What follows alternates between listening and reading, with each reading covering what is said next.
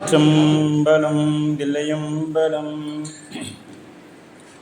இப்போ இந்நிலையை அயரா அன்பின் அரண்களல் செலுமே, அயரான மறவாது இருக்கக்கூடிய நிலைக்கு அயரா அன்பு. இப்போ இந்த சிவமாகிய ஒரு பொருளை பற்றாக பற்றி அதன்கண் அழுந்தி நிற்றலை குறிக்கும். எப்படி? பற்றுக பற்றற்றான் பற்றை பற்று விடற்கு. திருக்குறளில் இந்த குறள் சொன்னோம்னா என்ன ஆகாது?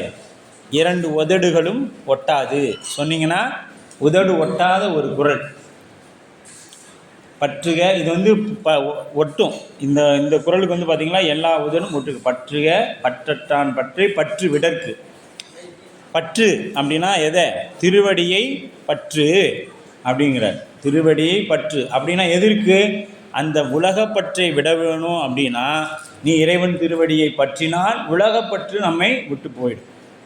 பற்றுக பற்றற்றான் பற்றை அப்பற்றை விடற்கு. அது தூரமாக இருக்குது, அதனால் அப்பற்றை விடணும்னா இறைவன் திருவடியை பற்றணும். இதே இன்னொரு குறள் இருக்கும், ரெண்டு உதடும் ஒட்டாத குறள். யாதனின் யாதனின் நீங்கி யான் அதனின் அதனின் இளன். உதடே ஒட்டாது இந்த குறள் சொன்னோம்னா. இந்த குறள் சொன்னோம்னா உதடு ஒட்டும்.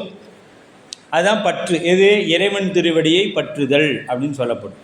அப்போ அயராமை அப்படின்னா அறிவு மறவாதிருத்தலுக்கு பேர் அயராமை. அந்த அறிவுக்கு பேர் அயரா அப்படின்னு பேர்.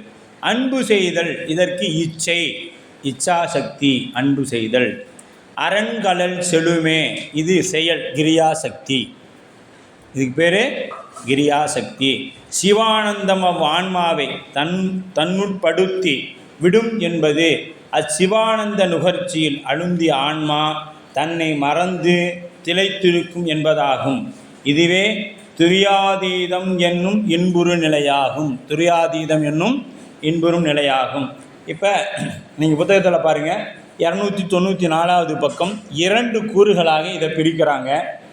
காணும் கண்ணுக்கு காட்டும் உளம் போல காணா உள்ளத்தை காட்டி காண்டல் அப்படிங்கிறார். இது ஒரு கூறாகவும், அதனை அயரா அன்பின் அரண்களல் செலுமே என்பது முதல் என்னங்கன்னா முதல்ல பார்த்திங்கன்னா முதல்வன் செய்யும் உதவியை சொல்லிடுறார். முதல்வன் உயிர்களுக்கு செய்யும் உதவியை முதல் கூறில் சொல்லிட்டு 2வது கூறில் இன்ப நிலையை சொல்கிறார். எது? அயரா, அதனை அயரா அன்பின் அரண்களல் செலுமே என்பது இன்ப நிலையை சொல்லக்கூடியதாக அமைக்கப்பட்டிருக்குது. உயிர்கள் முதல் கூறு பாருங்கள். உயிர்கள் அறிவன எல்லாவற்றையும் அவற்றின் அறிவில் தாங்கி நின்று முதல்வன் அறிந்து வருகின்றான் என்பதை மேற்கோளாகும். இதற்கு மேற்கோள் என்ன ஆகுதுங்க? எல்லாவற்றையும் அழுந்தி நின்று அவற்றின் அறிவில் தங்கி நின்று, எதை? உயிர்களோட அறிவில் தங்கி நின்று முதல்வன் அறிந்து வருகின்றான். அதை ஒவ்வொன்றா அறிந்து வரான். இது என்னென்ன செய்யுது அப்படின்ட்டு. இது ஒரு உயிரில் மட்டும் இல்லைங்க, 84,000 84,000 100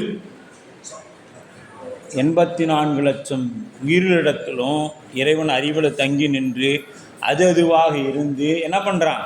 ஒவ்வொன்றையும் தெரிந்துக்கிட்டே வரான். இந்த வேலைகள்லாம் இதெல்லாம் வேலை செய்கிறது யாருங்க? இன்னம்பரீசர். எழுதும் கீழ்கணக்கு இன்னம்பரீசர். என்ன செய்தாலும் அதை அப்படியே எழுதிக்கிட்டே வருவார். நமக்கு நம்ம பசங்க 10 பேரை வச்சு நம்மளால் சமாளிக்க முடியாது. பரம்பரை வந்துச்சுன்னா எப்படா இதெல்லாம் ஊருக்கு போகும் அப்படின்னு. இவ்வளோ பெரிய உலகத்தை இன்னும் அதுக்கு உண்டான சிஸ்டத்தையும் கண்டுபிடிக்கலை. எத்தனை ஜிபி, இவ்வளோ டேட்டா அப்படின்னா அவ்வளோதான் அந்த கம்ப்யூட்டர்லேயோ செல்ஃபோன்லேயோ லோட் ஆகும். ஆனால் இவர் எவ்வளோ பெரிய சிஸ்டம் வச்சுருப்பாருன்னு தெரியலையே. இத்தனை ஆயிரம் உயிர்கள், இத்தனை லட்சம் உயிர்களையும் அது ஒவ்வொரு பிறவின்னு என்னென்ன பண்ணிடுச்சு. அதுக்கு ஒரு ஃபைல் போட்டால் நமக்கெல்லாம் அருணகிரிநாதர் சொன்ன மாதிரி என்னது? எழுகடல் மணலினில் எனதிட பிறவி அவதாரம் அவ்வளோ இருக்குமே. இதெல்லாம் எந்த ஃபைலில் போட்டு ஃபுல் பண்ணி வைக்கிறதுன்னே தெரியும். இப்படி தனியாக ஒவ்வொரு உயிருக்கும் போட்டு ஒரு ஃபைலை வச்சுக்கிறார் இறைவன். எந்த நேரத்தில் இதுக்கு எண்ணத்தை கொடுக்கணும், அப்போ தான் இது நம்மகிட்ட வரும். எப்போ எதை கொடுத்தா வரும், எப்போ எதை கெடுத்தா வரும்னு அவருக்கு தான் தெரியும். கொடுத்தும் ஆட்கொள்வார், கெடுத்தும் ஆட்கொள்வார். மரக்கருணை அறக்கருணை என்ற 2 உண்டு. அதில் ஒரு கதை உண்டு. என்னென்னா, அறக்கருணையில் பலகாலம் இறைவன் வழிபட்டு அவனுக்கு அது முக்தி சித்திக்கவே இல்லை. சுவாமி நமக்கு அருள் செய்யவே மாட்டுறாரு, காட்டவே மாட்டுறாருன்னு அவன் என்ன ஒரு முடிவு பண்ணால், இந்த அரக்கர்கள்லாம் துன்பம் பண்ணாங்க, சாமி உடனே வந்து அவங்கள வதம் பண்ணிட்டாரு அப்படின்னு சொல்லி அவன் வந்து மரக்கருணை அந்த தவறுகள் செய்ய ஆரம்பிக்கிறான். அப்போ இறைவன் வந்துடுவான் அப்படின்ட்டு. அப்போ வந்து இறைவன் ஏடா அப்படி பண்ணனா அப்போ சொல்கிறான், சாமி நீங்கள் அறநிலையில் போனேன் ரொம்ப நாள் பண்ணிட்டீங்க, அதனால் நான் மரக்கருணையில் உனக்கு ஆட்பண்ணணுன்னு ஆசைப்பட்டேன், அதனால் நான் இப்படி ஆகிட்டேன் அப்படின்ட்டான். அந்த மாதிரி நாம் அதுக்கும் முடியாது, இதுக்கும் முடியாது, எதுவாக ஒன்றுக்கும் ரெண்டுக்குமே முடியாது. அன்பும் இல்லை, மரக்கருணையாகவும் நம்மளால் இருக்க முடியாது. அப்படி அப்போ மேற்கோள் ஈண்டு அவனும் அவற்றது விடயங்களை உணரும் என்றார். மேற்கோளில் சொல்கிறார். அடுத்தது மேற்கோளின் பொருள் முதல்வனும் உயிர்களால் உணரப்படும் பொருள்களையும் அவ்வுயிர்களோடு உடன் நின்று உணர்வான். யார்? இறைவன். பெத்த நிலையில் உயிர் உலகத்தை உணரும், முக்தி நிலையில் உயிர் சிவத்தை உணரும். பெத்த நிலையில் உயிர் என்ன ஆகும்? இந்த உலகத்தை பெத்த நிலைனா இப்போ நாம் இருக்கக்கூடிய நிலை. இதில் என்ன ஆகும்னா உயிரை பெத்த நிலை, அது வந்து உயிர் என்னத்தின உணரும்? உலகத்தை உணரும். முக்தி நிலையில் சிவத்தை உணரும். உயிர் உணரும் பொருட்டு முதல்வன் தானும் உடன் நின்று உணர்வான். இப்போ உயிரோடு யார் நின்று உணர்றாங்க? சிவமும் உடன் நின்று உணரும். மேற்கோள் விளக்கம் முக்தியில் உயிர் சிவானந்தத்தை உணர்ந்து அதில் அழுந்துதரும் முதல்வனது உதவியை இன்றியமையாதது. சிவானந்தத்தில் அழுந்து என்பது ஆனந்தத்தையும் முதல்வன் உடன் நின்று அறிவான் என்பது விளங்கும். ஆனந்தத்தை யார் அறிவா? இறைவன் உடன் நின்று அறிவான். அப்படியானால் இறைவனும் அவ்வின்பத்தை நுகர்கிறானா? ஒரு கேள்வி வரணும் நமக்கு. இப்போ உயிரோட இறைவன் இருந்து இன்பத்தை நுகர்றான், அப்போ இறைவனும் அந்த இன்பத்தை நுகர்ந்து கொண்டிருக்கிறானா அப்படின்னா, இறைவன் சார்ந்து அவனது இன்பத்தை புதிதாக பெற்ற நுகரும் இறைவன் இன்ப வடிவமாக என்றும் இருந்தல் அல்லால். அப்போ அவன் எப்பவுமே இன்ப வடிவம்னு சொல்கிறோம். அப்போ அது எப்படி இப்போ இன்பத்தை நுகர்றானா அது ஏற்றுக்கொள்ள முடியுமானா முடியாது. என்னென்னா முக்தி நிலையில் உயிருக்கு, முக்தி நிலைங்கிறது உயிருக்கு அன்றே இறைவனுக்கு இன்ப நுகர்ச்சி இல்லை. தந்தது அது எப்படின்னா, தந்தது உந்தன்னை கொண்டது எந்தன்னை சங்கரா ஆர்கொலோ சதுரர் அந்தமொன்று இல்லா ஆனந்தம் பெற்றேன். அந்த இடத்துல மாணிக்காசு சொல்கிறார் பார்த்தீங்களா, அந்தமொன்று இல்லை அப்படின்னா முடிவில்லாத ஆனந்தத்தை பெற்றேன் அப்படிங்கிறார். முடிவில்லா ஆனந்தம் பெற்றேன். அப்போ அங்கே கொடுக்குறக்கு யார் இருக்கணும்? சிவபெருமான் இருந்திருக்கணும். அவர் இருந்தால் தான் அந்த ஆனந்தத்தை நம்மளால் பெற முடியும். ஏன்னா கொடுக்கறதுக்கு ஒரு இருந்தால் தானே நம்மளால் பெற முடியும். அப்போ அங்கே கொடுத்தது யார்? சிவம் கொடுத்தது. அதனால தான் அந்தம் ஒன்றில்ல ஆனந்தம் பெற்றேன் யாது நீ பெற்றது ஒன்று என்பார். நீ என்கிட்ட என்னத்தை வாங்கின அப்படின்னா, அவரும் நம்மகிட்ட என்ன கேட்குறாரு? பிச்சை கேட்குறாரு. இப்போ நம்ம ஒருத்தனை பார்த்து எப்போ பிச்சைக்காரன்னு சொல்கிறோம்? நம்மகிட்ட 10 ரூபா பணம் இருக்குது, அது வேணும்னு கேட்குறவன நம்ம என்ன சொல்கிறோம்? பிச்சைக்காரன்டா அப்படின்னு சொல்கிறோமா இல்லையா? அப்போ இறைவன் நம்மகிட்ட பிச்சை கேட்குறான். என்னத்தை கேட்குறான்? பிச்சையா? ஆணவத்தை நம்ம இடத்துலேருந்து பிச்சையாக கேட்குறான். உண்டாக்குற ஆணவத்தை போட்டு நாம் அதை மட்டும் போட மாட்டோம், மீதி எல்லாத்தையும் போடுறோங்கிறோம். அதை மட்டும் நான் சாமி அதெல்லாம் கேட்காத சாமி, அதெல்லாம் என் கூடவே இருக்கிறது, அதெல்லாம் நீ கேட்காத அப்படின்னு சொல்கிறோம். அதை மட்டும் தர மறுக்கிறோம் நாம். அதுபோல் அப்போ ஏதுக்கு விளக்கம் சொல்கிறாரு. ஏது கொண்டு இதை மீண்டும் என்ன பண்ணுறாரு? ரொம்ப விரிவாக விளக்குறாரு. முதல்வன் காணும் உபகாரத்தை செய்வான். அப்போ காணும் வரை வான்மாக்களுக்கு அவனை இன்றி அனைத்தும் அமைந்து ஒன்றையும் விடையாயி ஆகலான் அப்படின்னா ஏது விளக்கம். இவ்வான்மாக்கள் அவனை அன்றி அமையா, இந்த ஆன்மா அவனன்றி அமையா, அவனின்றி ஒன்றையும் விடையாக அவனின்றி ஒன்றையும் தெரிந்துக்காது என அமைத்து கொள்ள வேண்டும்.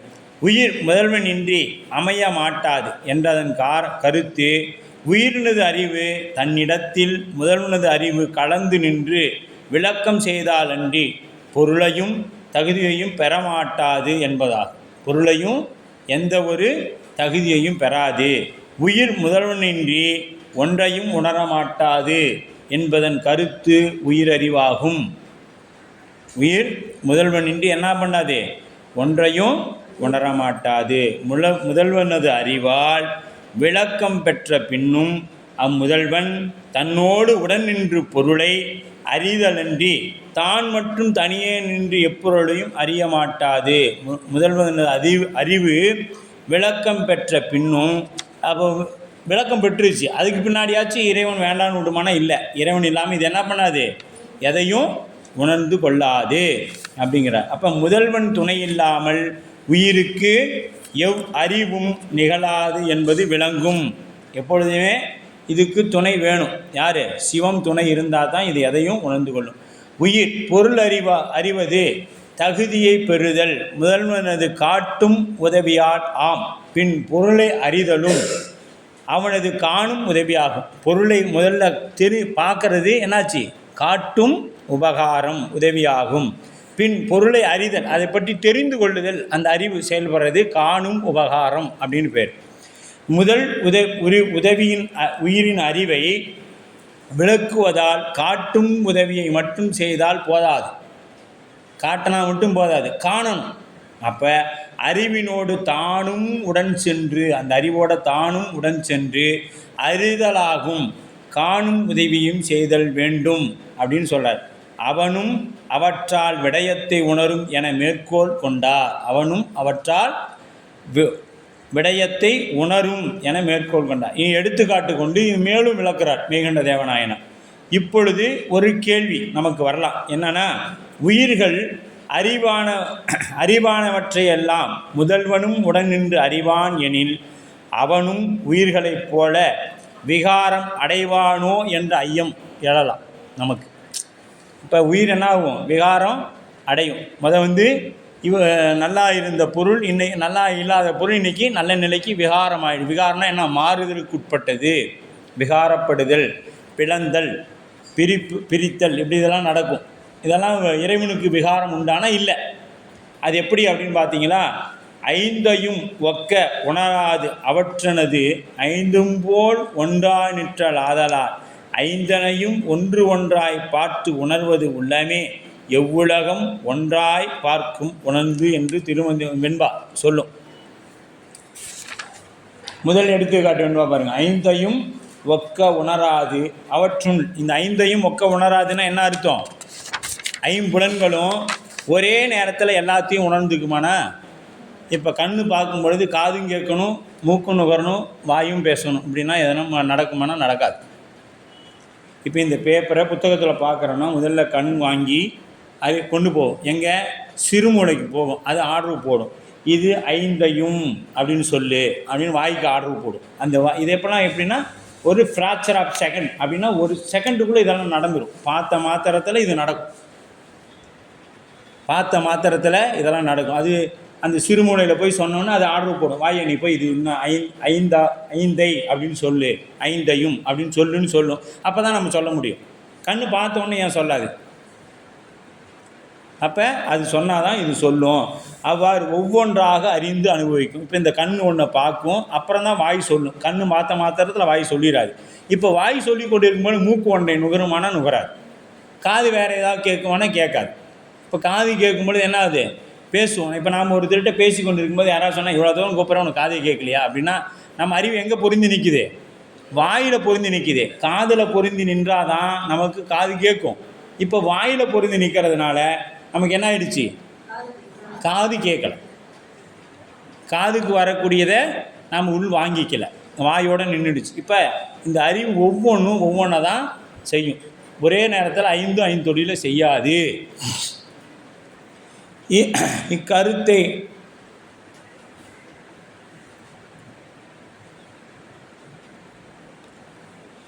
அப்புலன்கள் ஒவ்வொன்றும் அதுவாய் அழுந்தி நின்று அவற்றை உணரும். இப்போ ஒவ்வொன்றா அழுந்தி நின்று அதை உணரும். அப்போ புலனை தானும் உடனாய் நின்று சிறப்பாக உணர்வான். இப்போ இறைவன் என்ன பண்ணுவான், புலனையும் தானும் உடனாய் நின்று சிறப்பாக உணர்வான் அப்படிங்கிறார். அனுபவிக்கும்.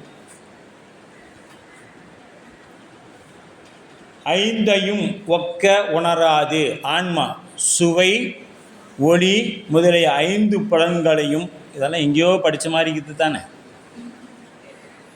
அப்படி தானேவா, எங்கேயோ படிச்சிருக்கிறோம். சுவை, நாற்றம், ஊறு, ஒளி, ஓசை, அதெல்லாம் எங்கேயோ கேட்ட மாதிரியே இருக்குது. ஆமாங்க, முதல் வகுப்பில் ஏதோ சொன்ன மாதிரி இருக்குதுங்க. உண்மை விளக்கம்னு ஒரு நூலில் அப்படி தானே? அது உண்மை விளக்கங்கிற நூலில் ஐம்பூதங்களை பற்றி சொல்லும், பஞ்ச இந்திரியங்களை பற்றி சொல்லும், தன்மேந்திரியம் சொல்லும். அதெல்லாம் மறந்து போச்சுங்க. மறுபடியும் அதெல்லாம் நினைவுபடுத்திட்டு இருக்கிறீங்க நீங்கள் வேறு. இன்றைக்கி நடக்கிறத பாருங்கள் அப்படின்னு சொல்லலாம் இல்லையா?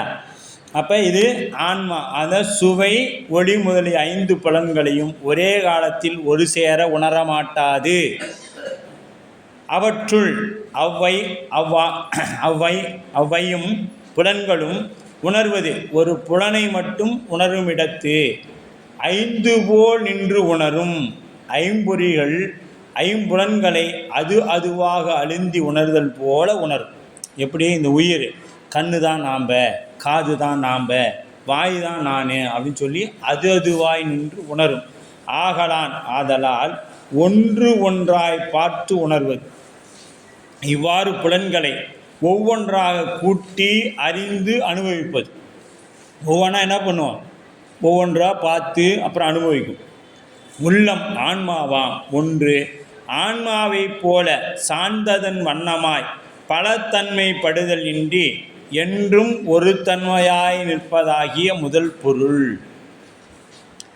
இது ஆன்மா என்னாகும்? விகாரப்படும், பல பொருளாக நிற்கும். ஆனால் சிவம் என்னப்படாது? விகாரப்படாது, ஒரு தன்மையதாய் எப்பொழுதும் நிற்கும்.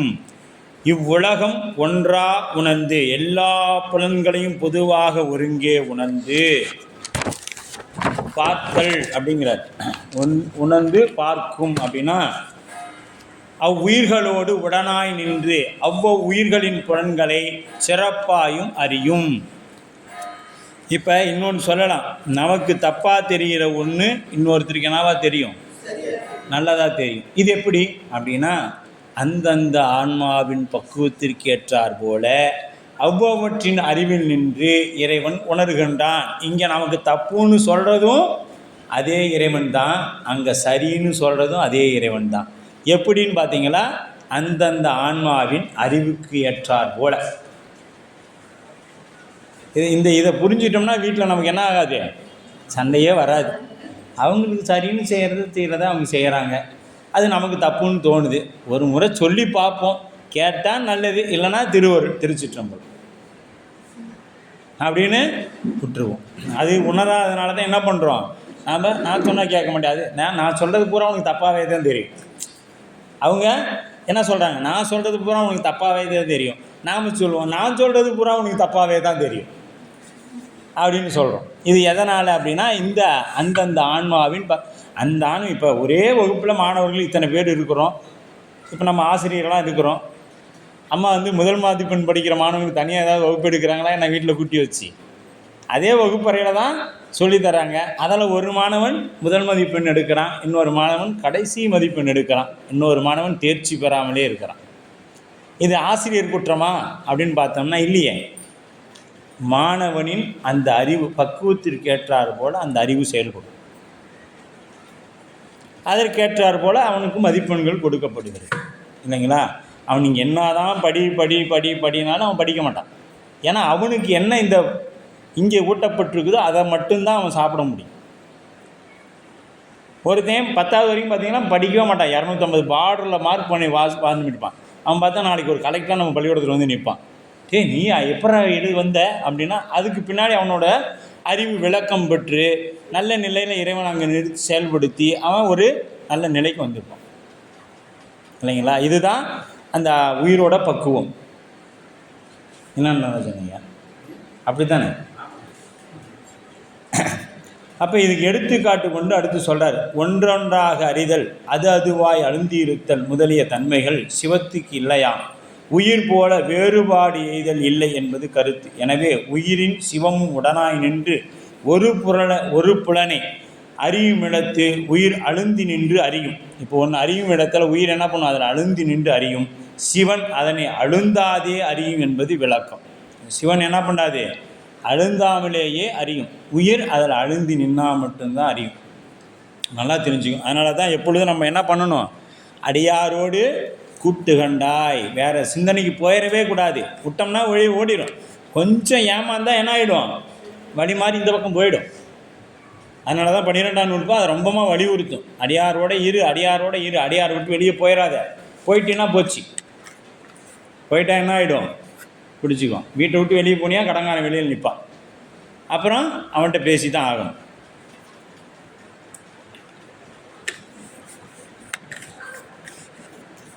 எடுத்துக்காட்டு வெண்பா 2 பாருங்கள்.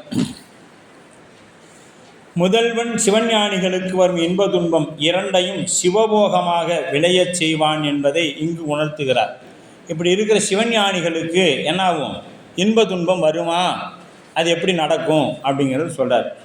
ஏகமாய் நின்ற இணை அடிகள் ஒன்று உணர போகமாய் தான் விளைந்த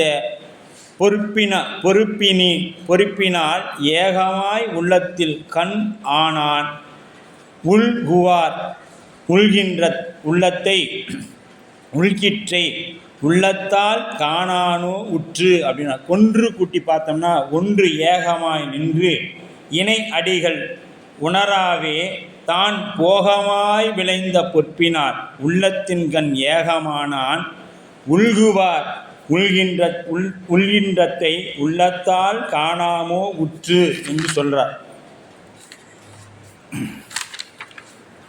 இந்த வெண்பா முக்தியில் இறைவன் ஆன்மாவோடு ஒன்றாய் நிற்பதால் ஆன்மாவின் அறிவோடு கலந்து சிவா ஞானமே ஆகி நிற்கின்றான் என்பதை காட்டுகிறது. முக்தியில் இறைவன் ஆன்மாக்களோடு ஒன்றாய் நிற்பதால் ஆன்மாவின் அறிவோடு கலந்து சிவஞானமே ஆகி நிற்கின்றான். அவனை அறிவியதற்கு தேவையான கருவியாக நிற்கின்றான். ஆன்மாவுக்கு வேறாய் நிற்றல் 1.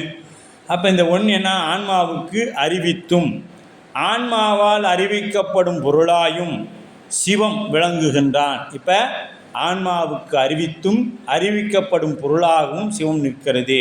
உடன் நிற்றல் வேறாய் நிற்கிறது என்னன்னு பார்த்தீங்களா?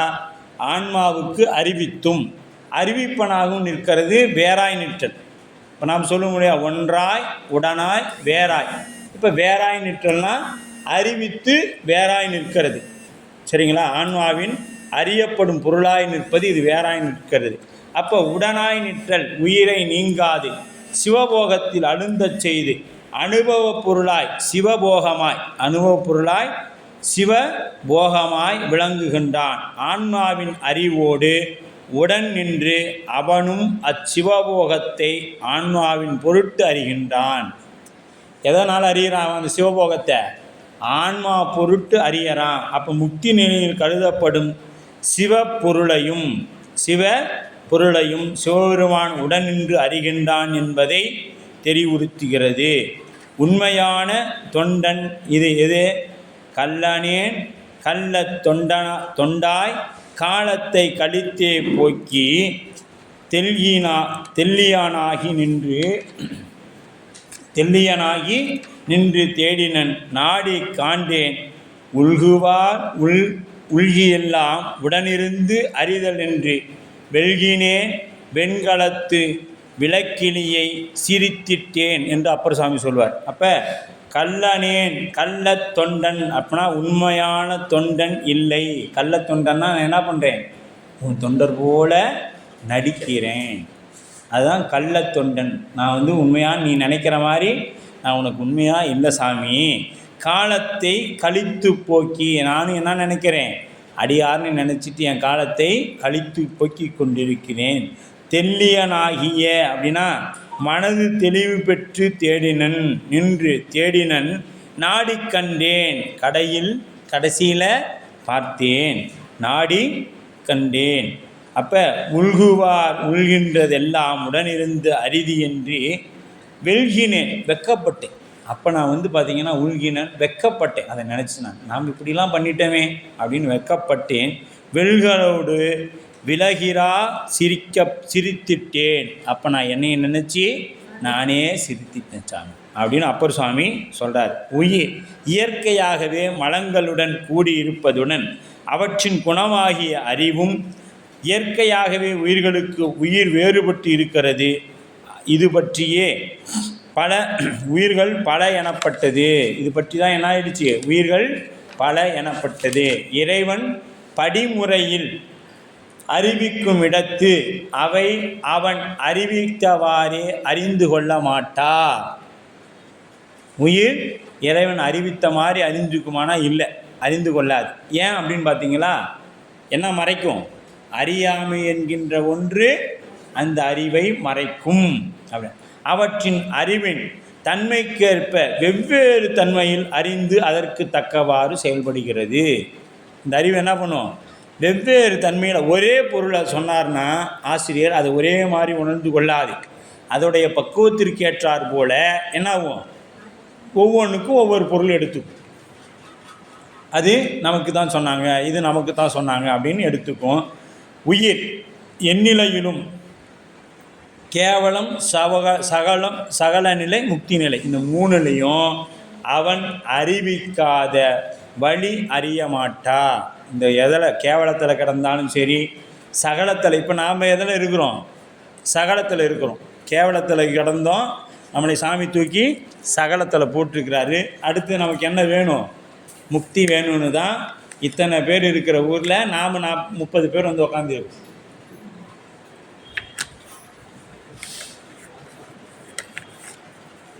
இறைவன் காட்டும் நிலையில் கருவிகள் பாசப்பொருள்கள் மூலம் அறிவிக்கின்றான், காட்டும் பொருளை. அப்போ முக்தி நிலையில் ஒரே திருவருள் சிவஞானம் மூலம் அறிவிக்கின்றான். முக்தி நிலையில் என்னது? ஒன்றே ஒன்று, திருவருள். அதை காமிக்கிறான், அவ்வளோதான். காட்டும் நிலையில் இங்கே அறிவிக்கிறான். கட்டும் நிலையில் இறைவன் அறிவிப்பதை அறியுமிடத்து உயிர் அறிவு, அதுக்கு வித்தை என்று பெயர். வித்தை தத்துவம். அடுத்தது உயிர் இச்சை அராகம் என்ற தத்துவம், இதுக்கு அராகம்னு பேர். உயிர் செயல்படுதல் கலை என்று பெயர்.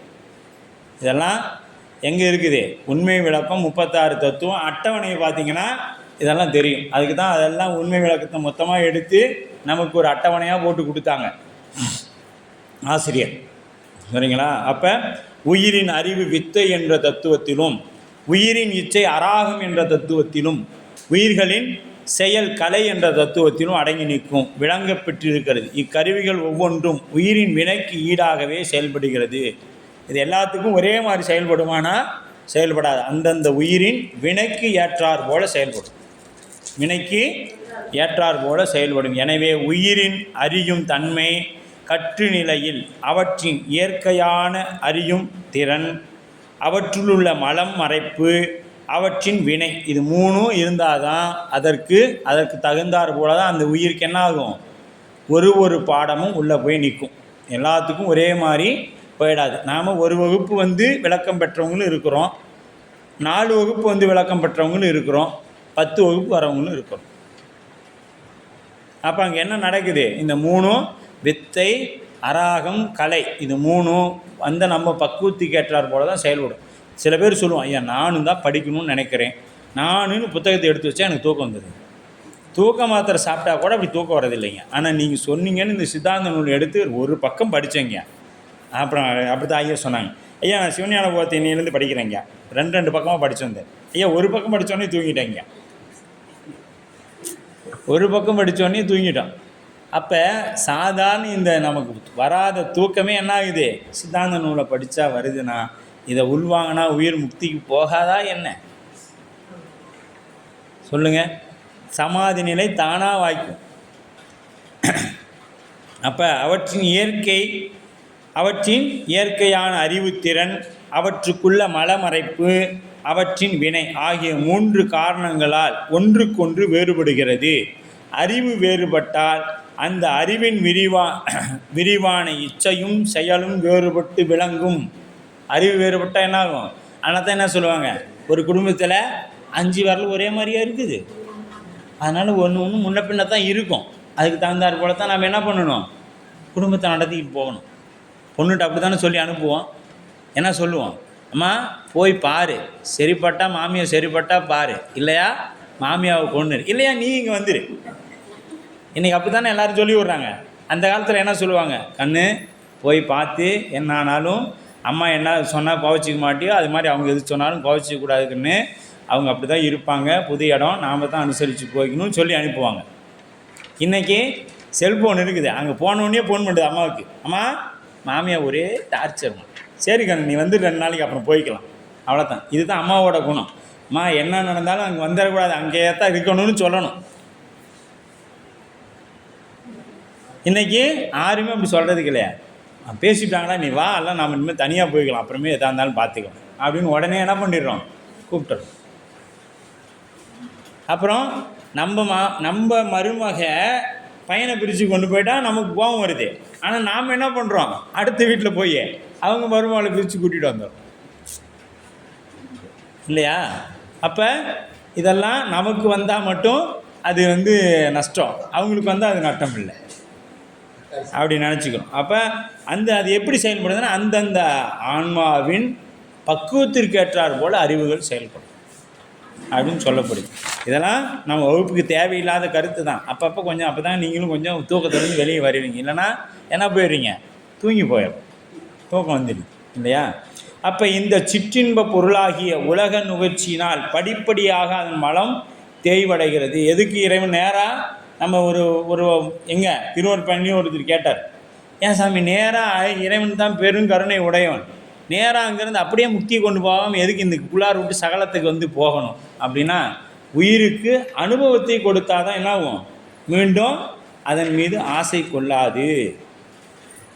அனுபவ அறிவு இருந்தால் தான் ஆசை ஏற்படாது. இல்லைன்னா மீண்டும் என்ன ஆகும், இது எப்படி இருக்கும், தேனை சாப்பிட்டு பார்த்துருமா, இல்லை தேனு நாங்கள் இவ்வளோதானா அப்படின்னு ஆகிடும். இல்லைன்னா என்ன ஆகும், அந்த தேனுக்குள் இன்பம் கருப்போ சிவப்போ சொல்கிறாரா திருமூலர். தேனுக்குள்ளே இன்பம் எப்படி இருக்கும், கருப்பாக இருக்குமா, சிவப்பாக இருக்குமா, இனிக்குமா, கசக்குமா, இப்படிலாம் யோசனை பண்ணிக்கிட்டே இருப்போம். அதை சாப்பிட்டு பார்த்துட்டோமா, இவ்வளோ தானே. அந்த மாதிரி இறைவன் என்ன பண்ணிட்டான், ஆன்மாவின் ஆசைக்கு ஏற்பாடு போல் பிறவி கொடுத்தான். ஒருத்தன் BMW காரில் போகணுன்னா அதுக்கு தந்தார் போல் பிறவி. ஒருத்தன் சைக்கிள் ஓட்டணுன்னா அந்த சைக்கிள் சம்மந்தமாக இருக்கிற ஒரு வீட்டில் பிறக்க வச்சு அந்த என்னென்ன சைக்கிள் ஓட்டணுமோ அத்தனையும் ஓட்டிடுறார். நாமெல்லாம் எதுக்கு ஆச்சப்பட்டோமோ தெரியல, சாமி கொண்டு வந்து இப்படி போட்டு வச்சுக்கிறார் இல்லையா?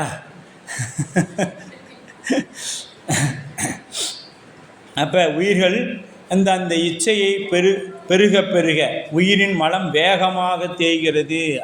அந்த ஆசை இச்சைனா அந்த பெருக இதனால் அவற்றின் இச்சை படிப்படியாக மாறி வழிபாடாகி சிவபுண்ணியம்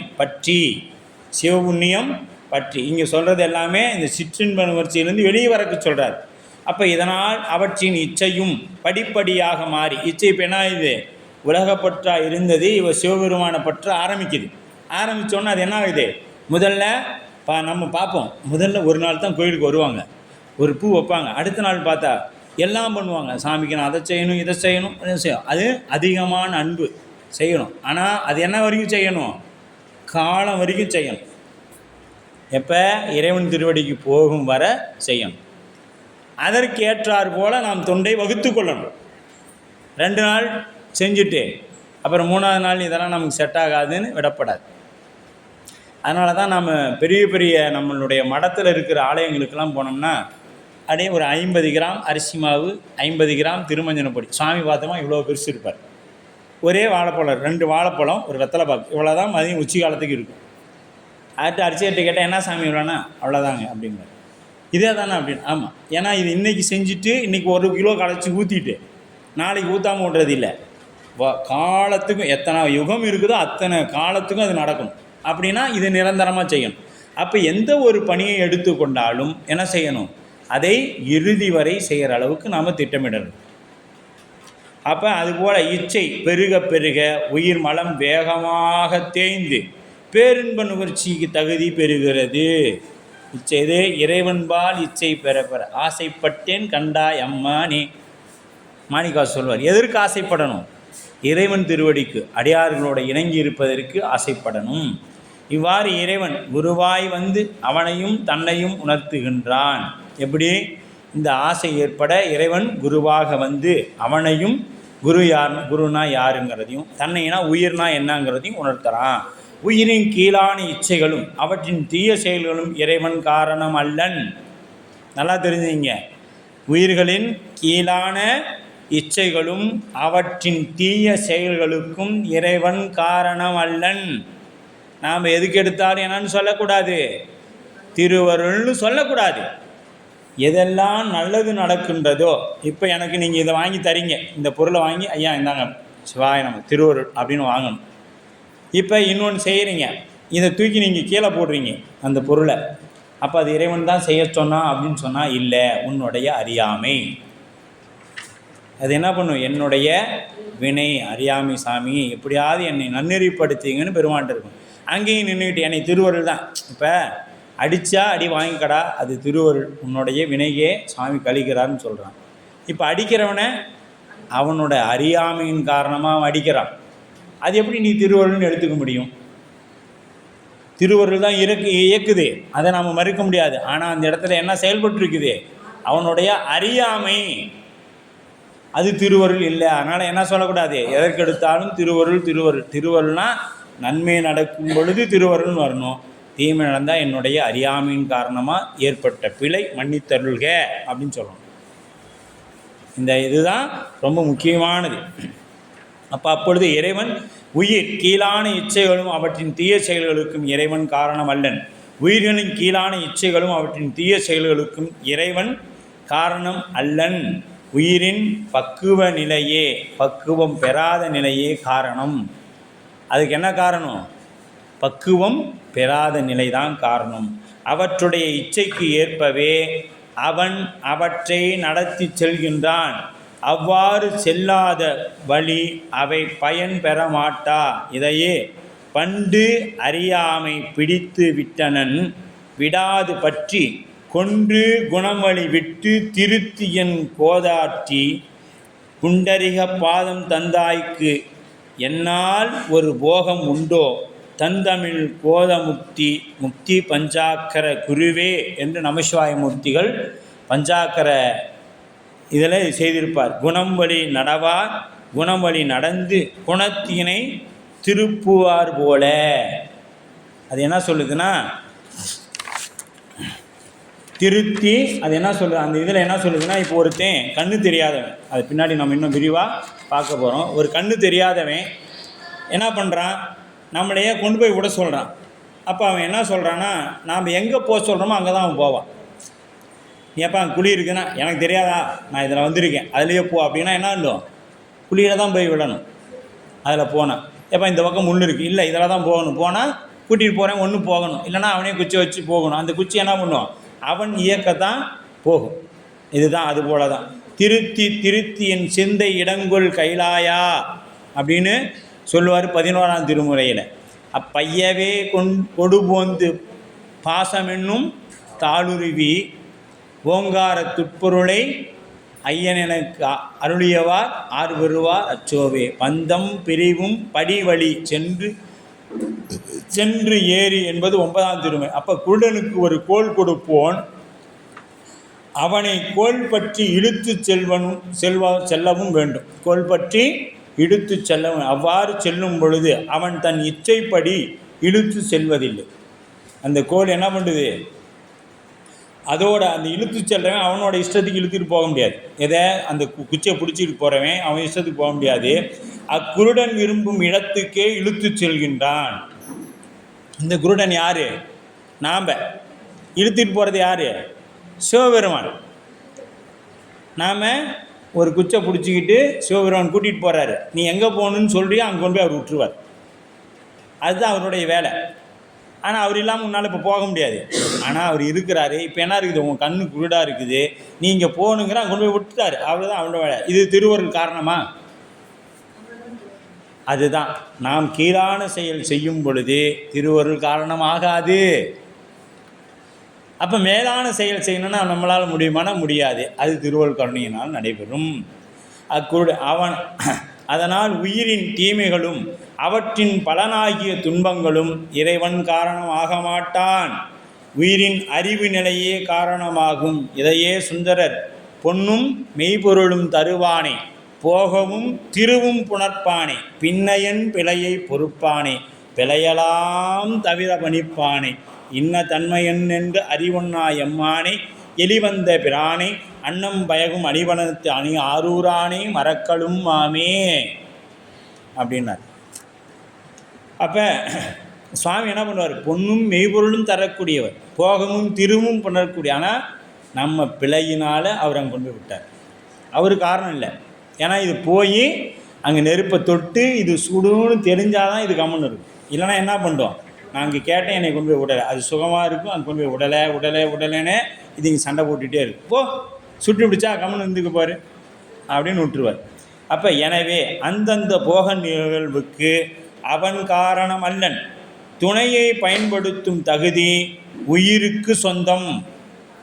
யார்? இறைவனை பயன்படுத்த, அந்த துணையாக இருக்கக்கூடியதை பயன்படுத்தக்கூடிய தகுதி யாருக்கு சொந்தம்? உயிருக்கு சொந்தம்.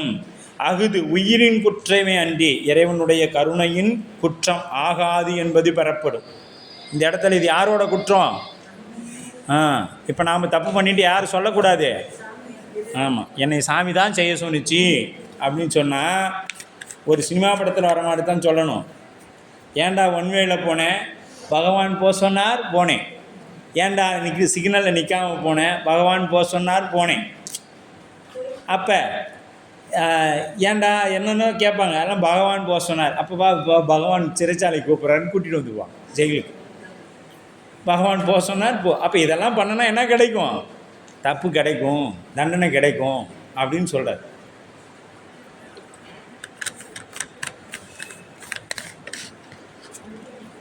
அப்போ தண்டனையை தண்டு தண்டனைக்கு ஆற்றாது வருந்தும் பொழுது நன்னெறி காட்டி திருவடியை தருகின்றார். இதுக்கு தண்டனை கொடுக்குறார். இதுக்கு பேர் என்ன பேர்? இறைவனுடைய மரக்கருணை.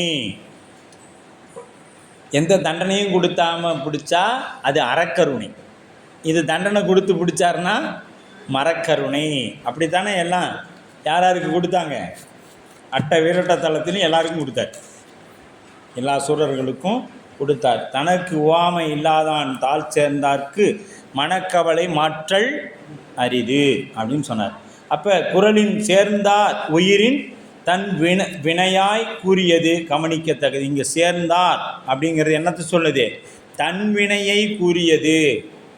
எதை? தனக்கு உவமை இல்லாதான் தாழ் சேர்ந்தார்க்கு அல்லால், அங்கே போய் சேராதுக்கு அல்லா ஏதாவது மாற்றுறது மனக்கவலை மாற்றல் அரிது. உன்னால் அரிது ரொம்ப. சிவபெருமான சேரல அப்படின்னா உன்னோட கவலை போக்குறதுங்கிறது அரிது. திருக்குறள் முழுக்க என்ன நூல்?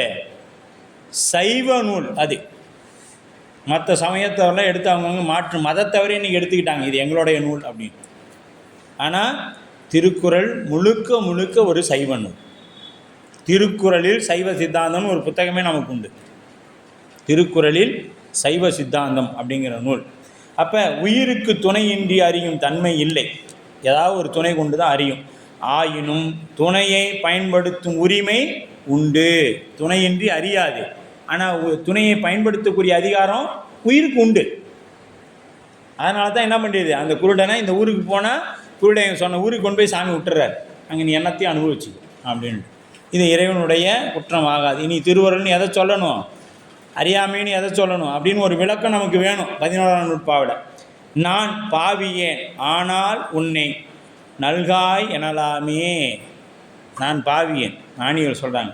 நெறியை படைத்தான் நெருப்பில் நெருச்சில் நெறியை படைத்தான் நெருஞ்சில் படைத்தான். நெறியில் வலுவின் நெருஞ்சில் முள்பாயும்.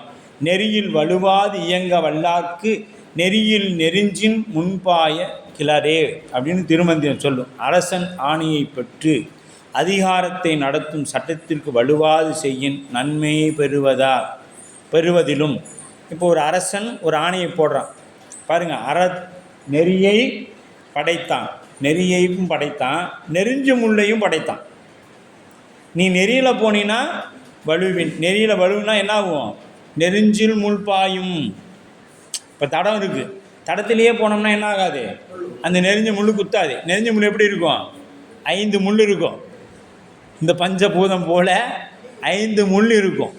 அதில் 5 முள்ளும் குத்துனுச்சுன்னா என்ன 5 பக்கம் குத்தும். ஆமாம். இப்போ நெறியில் தடத்தில் நடந்தோம்னா என்ன இருக்காது? நெறிஞ்சு குத்தி இருக்காது.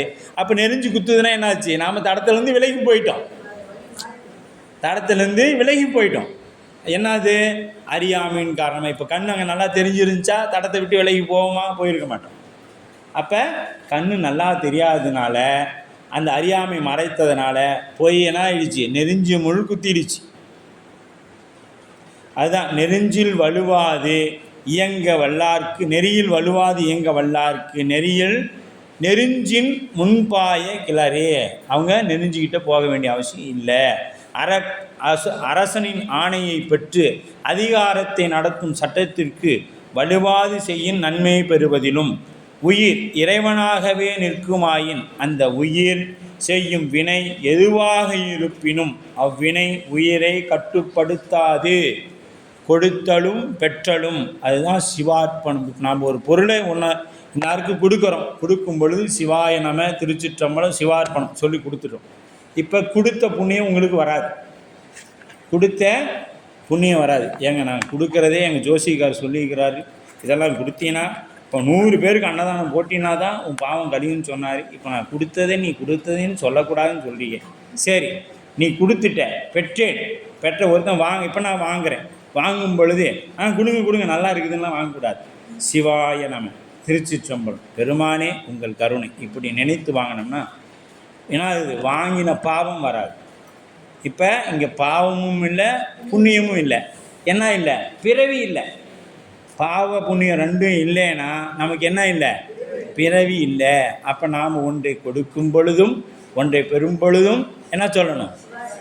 பெருமானை நினைத்து அவருடைய நாமங்களை சொல்லி பெற வேண்டும், கொடுக்க வேண்டும்.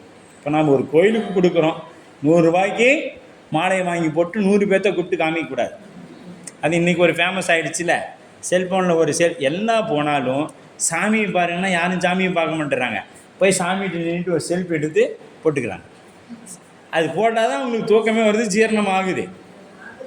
ஆமாம், கருவறையில் இருக்கக்கூடிய இறைவனை புகைப்படம் எடுத்தல் மிகப்பெரிய சிவ அபராதம், குற்றம்.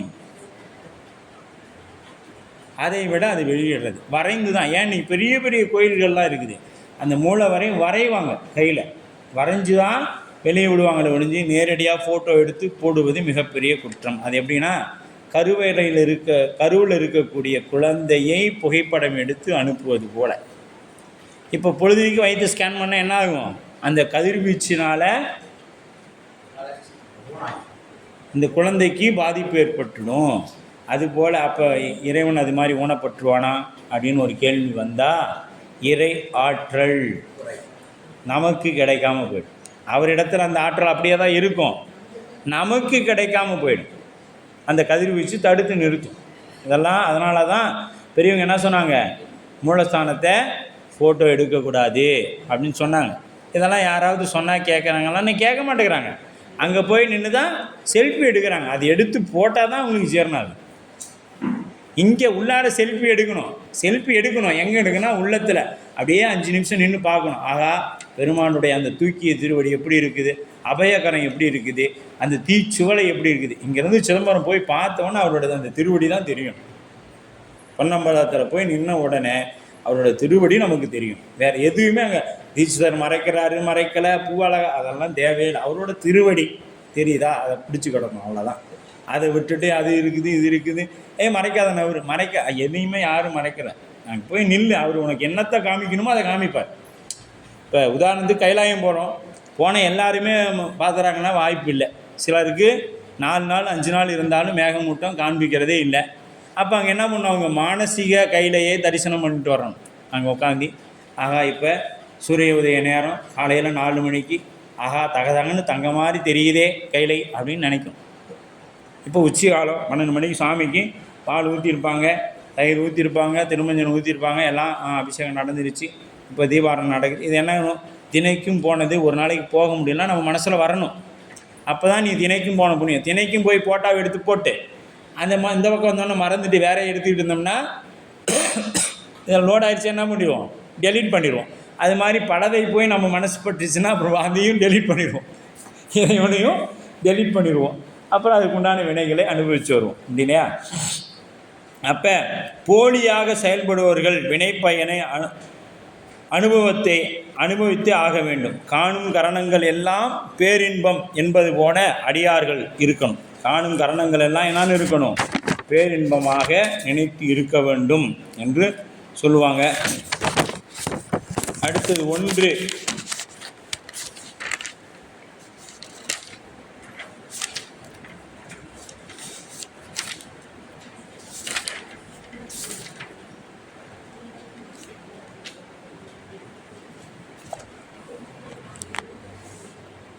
போலவே ஒரு தன்மையதாய் நிற்கும் உயிர் எது 1. அப்போ ஏகனாய் நிற்றல் அப்படிங்கிறது. ஏகனாய் நிற்றல்னா அம்முதல்வனோடு ஒன்றாகி நிற்றல். தன்னை தன் போகமாய் விளைந்த பேற்றின்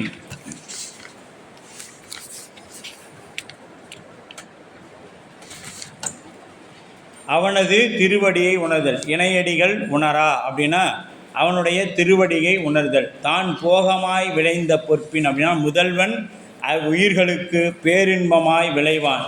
அப்பேரின்பம் எல்லாவற்றினும் புதிதாய் விளைந்து கொண்டே இருக்கும்.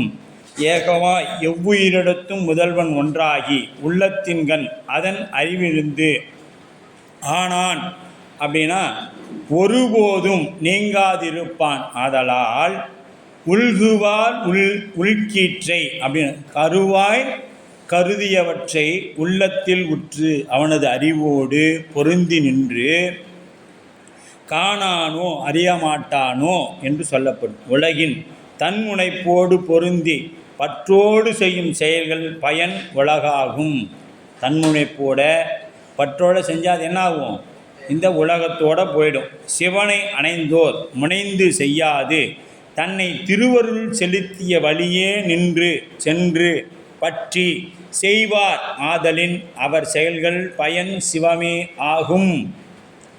அப்போ நாம் செய்யக்கூடிய செயலெல்லாம் என்னது, சிவன் செயல் அப்படின்னு இருக்கணும். அதற்கு முன்னாடி என்னவா இருந்துச்சு, எல்லாமே அவச்செயலாக இருந்துச்சு, உலகப்பற்றை பற்றி நின்றது. அப்போ இந்த இடத்துல சிவன் செயல்னா சிவம் யாருக்காவது தீங்கு செய்யுமா?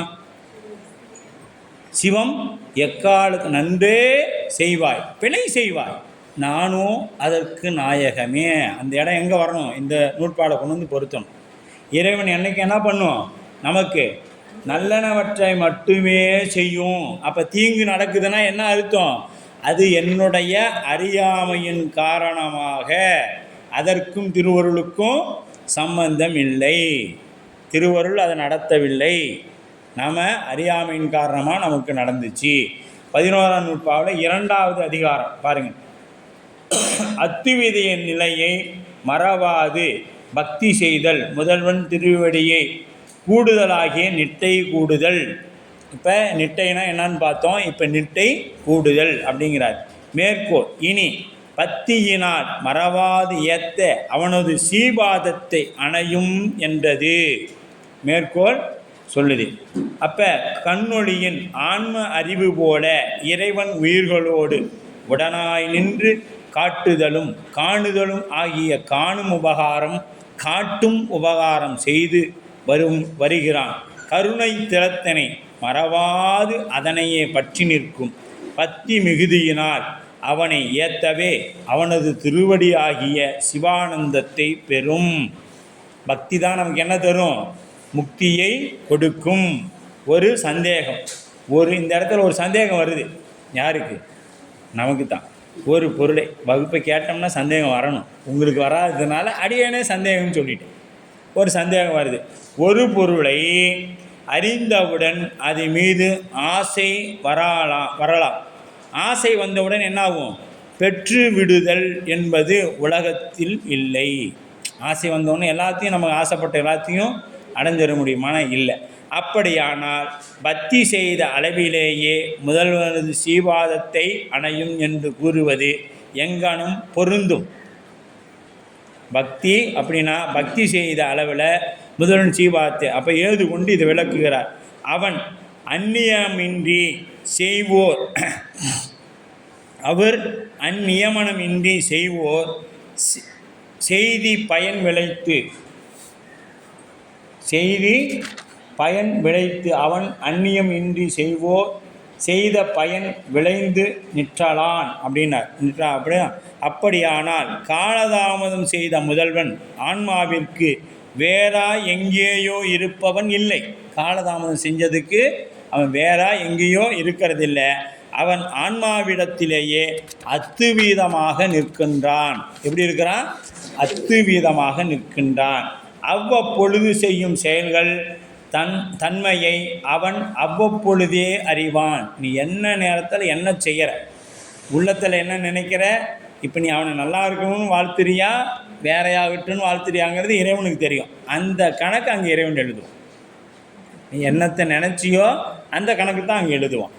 அந்த செயலும் தக்க பயனை அவனை செய்தற்கு அளிப்பன. அப்போ ஒரு செயலை செய்விச்சு அந்த செயலினால் வரக்கூடிய பயனை எழுதி ஞானிகள் அவனை என்ன பண்ணாங்க? இமைப்பொழுதும் மறவாது மிகுந்த பக்தியினால் ஏற்றி நிற்பர்.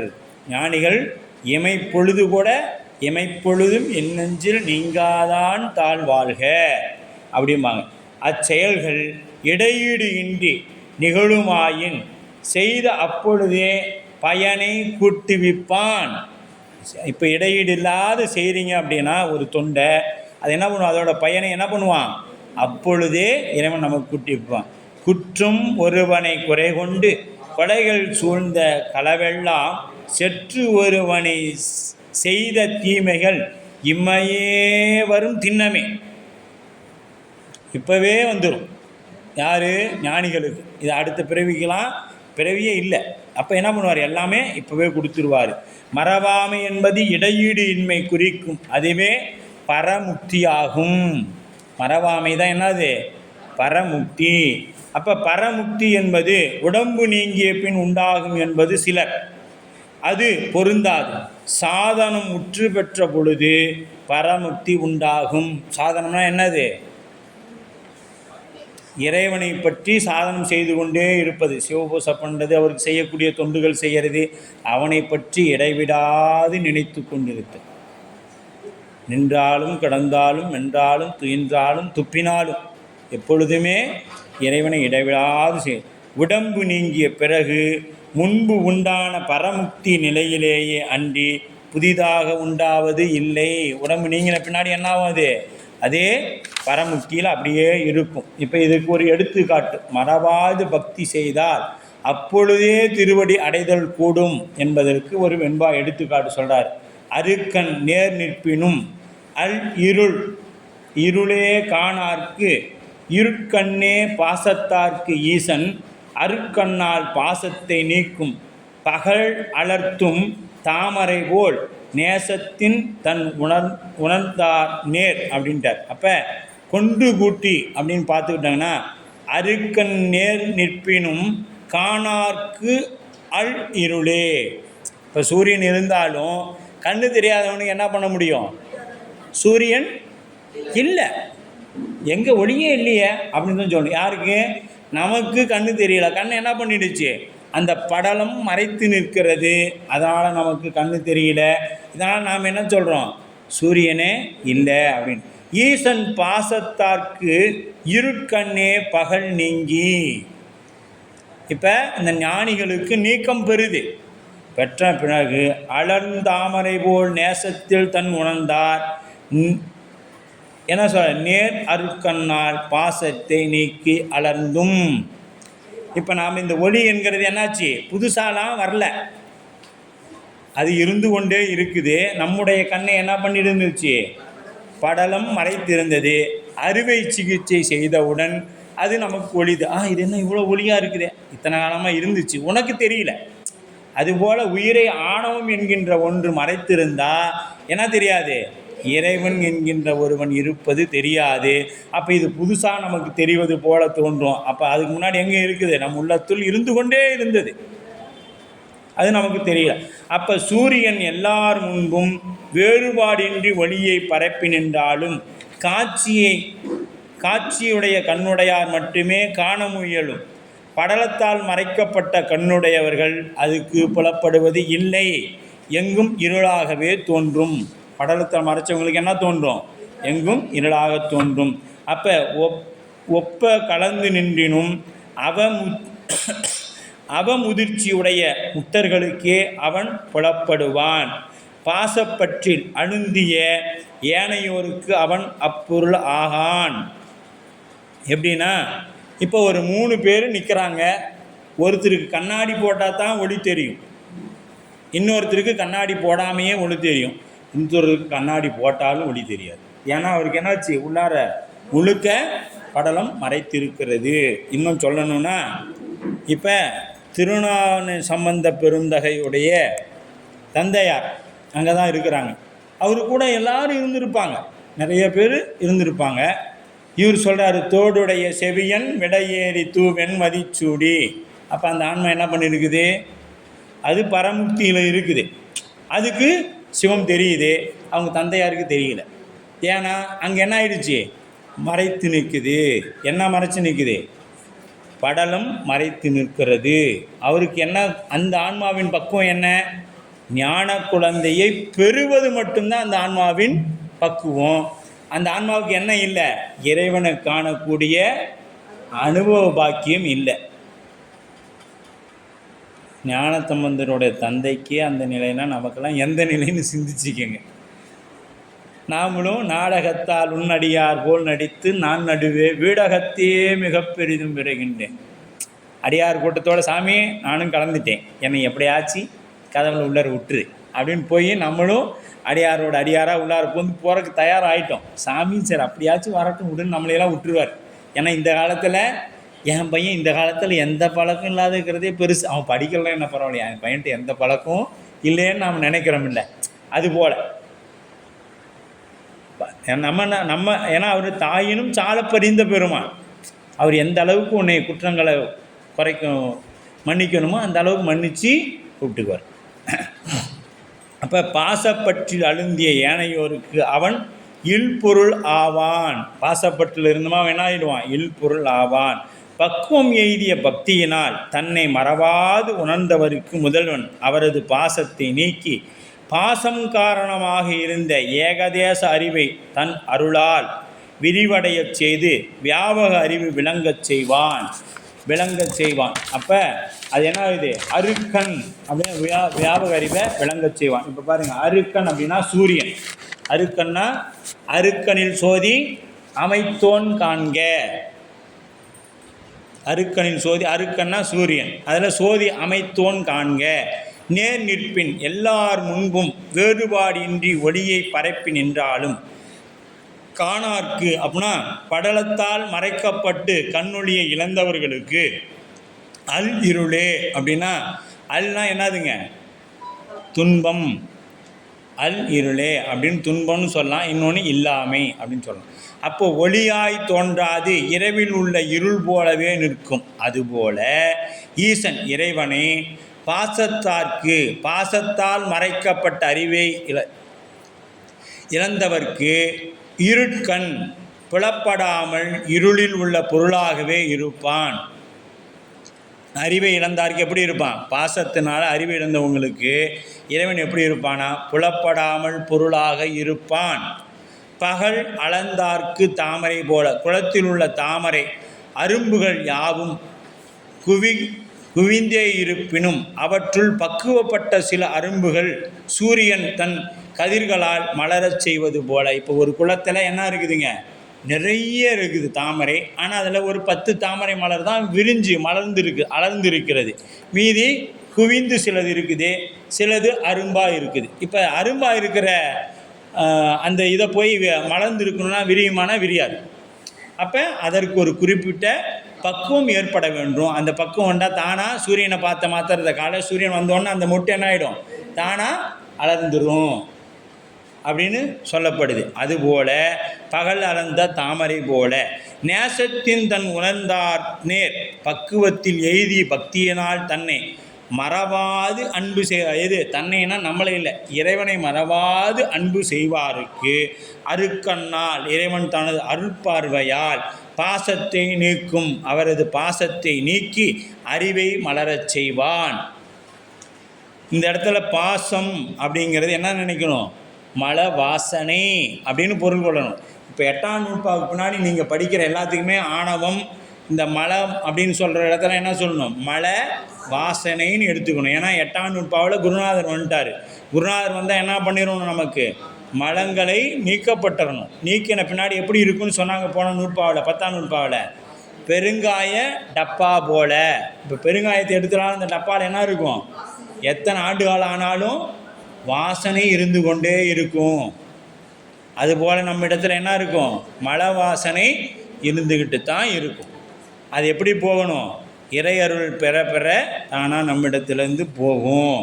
பாசத்தை நீங்கள் அப்போ எடுத்துக்காட்டு 2 பாருங்கள். மண்ணும் இருளை மதித்துறந்தவாறு அன்பின் மண்ணும் அரணே மலர்த்துறந்து தன்னின் வலிந்து இரும்பை காந்தம் வசம் செய்வான் செய்தால் சலிப்பில் விகாரி ஆளன் தான். இப்போ சுவாமி இதை விகாரப்படமாட்டான் அப்படிங்கிறத இதில் சொல்கிறார் மெய்கண்டா. அப்போ கொண்டு கூட்டல் அன்பின் மண்ணும் அரணே மண்ணும் இருளை மதி துறந்தவாறு மலம் துறந்து பாருங்கள். அது கொண்டு கூட்டி அதை குறித்து வச்சுக்கிட்டிங்கன்னா உங்களுக்கு மூல நூலை படித்தாவே உங்களுக்கு எளிமையாக விளங்கிடும். அன்பின் மண்ணும், அன்பில் நிலைத்திருந்தால் அரணே மண்ணும், அரணே நிலைத்திருக்கும். இருளை மதி துறந்தவாறு, இருளை மதி துறந்தவாறு மலம் துறந்து. இப்போ இந்த இருளை மதினா எது, நிலவு வந்து விளக்கினார் போல மலத்தை துறந்து காந்தம் இரும்பை தன்னில் வலிந்து வசம் செய்வான் செய்தால் சலிப்புயில். இப்போ இந்த காந்தத்தை இரும்பை காந்தம் இழுப்பதனால காந்தத்துக்கு ஏதாவது சலிப்பு ஏற்படுமானா, நீ எவ்வளோ இரும்பை கொண்டு வந்து போட்டாலும் இழுத்துக்கிட்டே இருக்கும். அது எப்பொழுதும் என்ன ஆகாது, சலிப்பு ஏற்படாது. அதுபோல் இறைவனுக்கு என்ன ஆகாது, சலிப்பு ஏற்படாது, விகாரப்படமாட்டான் அப்படின்னு நமக்கு இதில் சொல்லுது. அப்போ மலம் துறந்து அன்பின் மண்ணும் அரணே மண்ணும் இருளை மதி துறந்தவாறு மலம் துறந்து இறைவன் தன்னை போல உயிரை ஆக்கி கொள்ள வேண்டும் என்று கருணை மிகுதியினால் தன்னை போல இந்த உயிரை ஆக்கணும். இந்த முதலாளிக்கு என்ன ஆசைனா, இவன் நம்மளை மாதிரி ஒரு தொழில் செஞ்சு நல்ல நிலைக்கு வரணும்னு ஒரு ஆசை. இதனால் முதலாளிக்கு லாபமாக நஷ்டமா, லாபமும் இல்லை நஷ்டமும் இல்லை. ஏன்னா இந்த முதலாளிக்கு வர அந்த வியாபாரம் பண்ணுறவங்க என்ன பண்ணுவாங்க, வந்துக்கிட்டே தான் இருப்பாங்க. அவனுக்கு என்ன ஆகும், புதுசு புதுசாக ஆள் வந்து வியாபாரம் ஆகும். என்ன பண்ணணும், நம்மளை மாதிரியே அவனும் ஒரு முதலாளி ஆக வேண்டும்.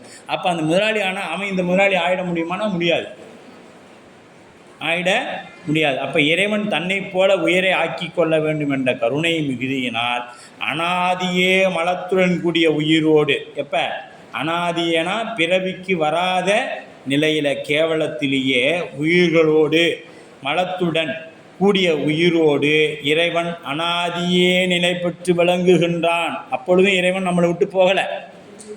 கேவலத்தில் இருந்தாலும் இறைவன் எங்கே இருக்கிறான், நம் உடனாக இருந்தான்.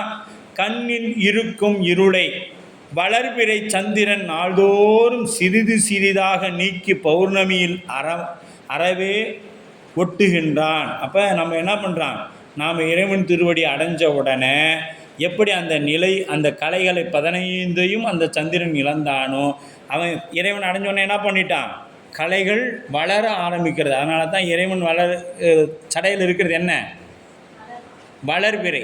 அதை பார்த்தா 3ஆம் பிறை பார்த்தா நமக்கு என்ன கிடைக்கும், எல்லோரும் ஓடி போய் சாயங்காலம் 6 மணி ஆனால் கண்ணுக்கு தெரியலாம் போட்டுட்டாச்சு இப்படி தேடுறமே, எங்கே எங்கே எங்கே அதோ அதுக்குள்ளே முகில் வேறு வந்து மறைச்சிருச்சு.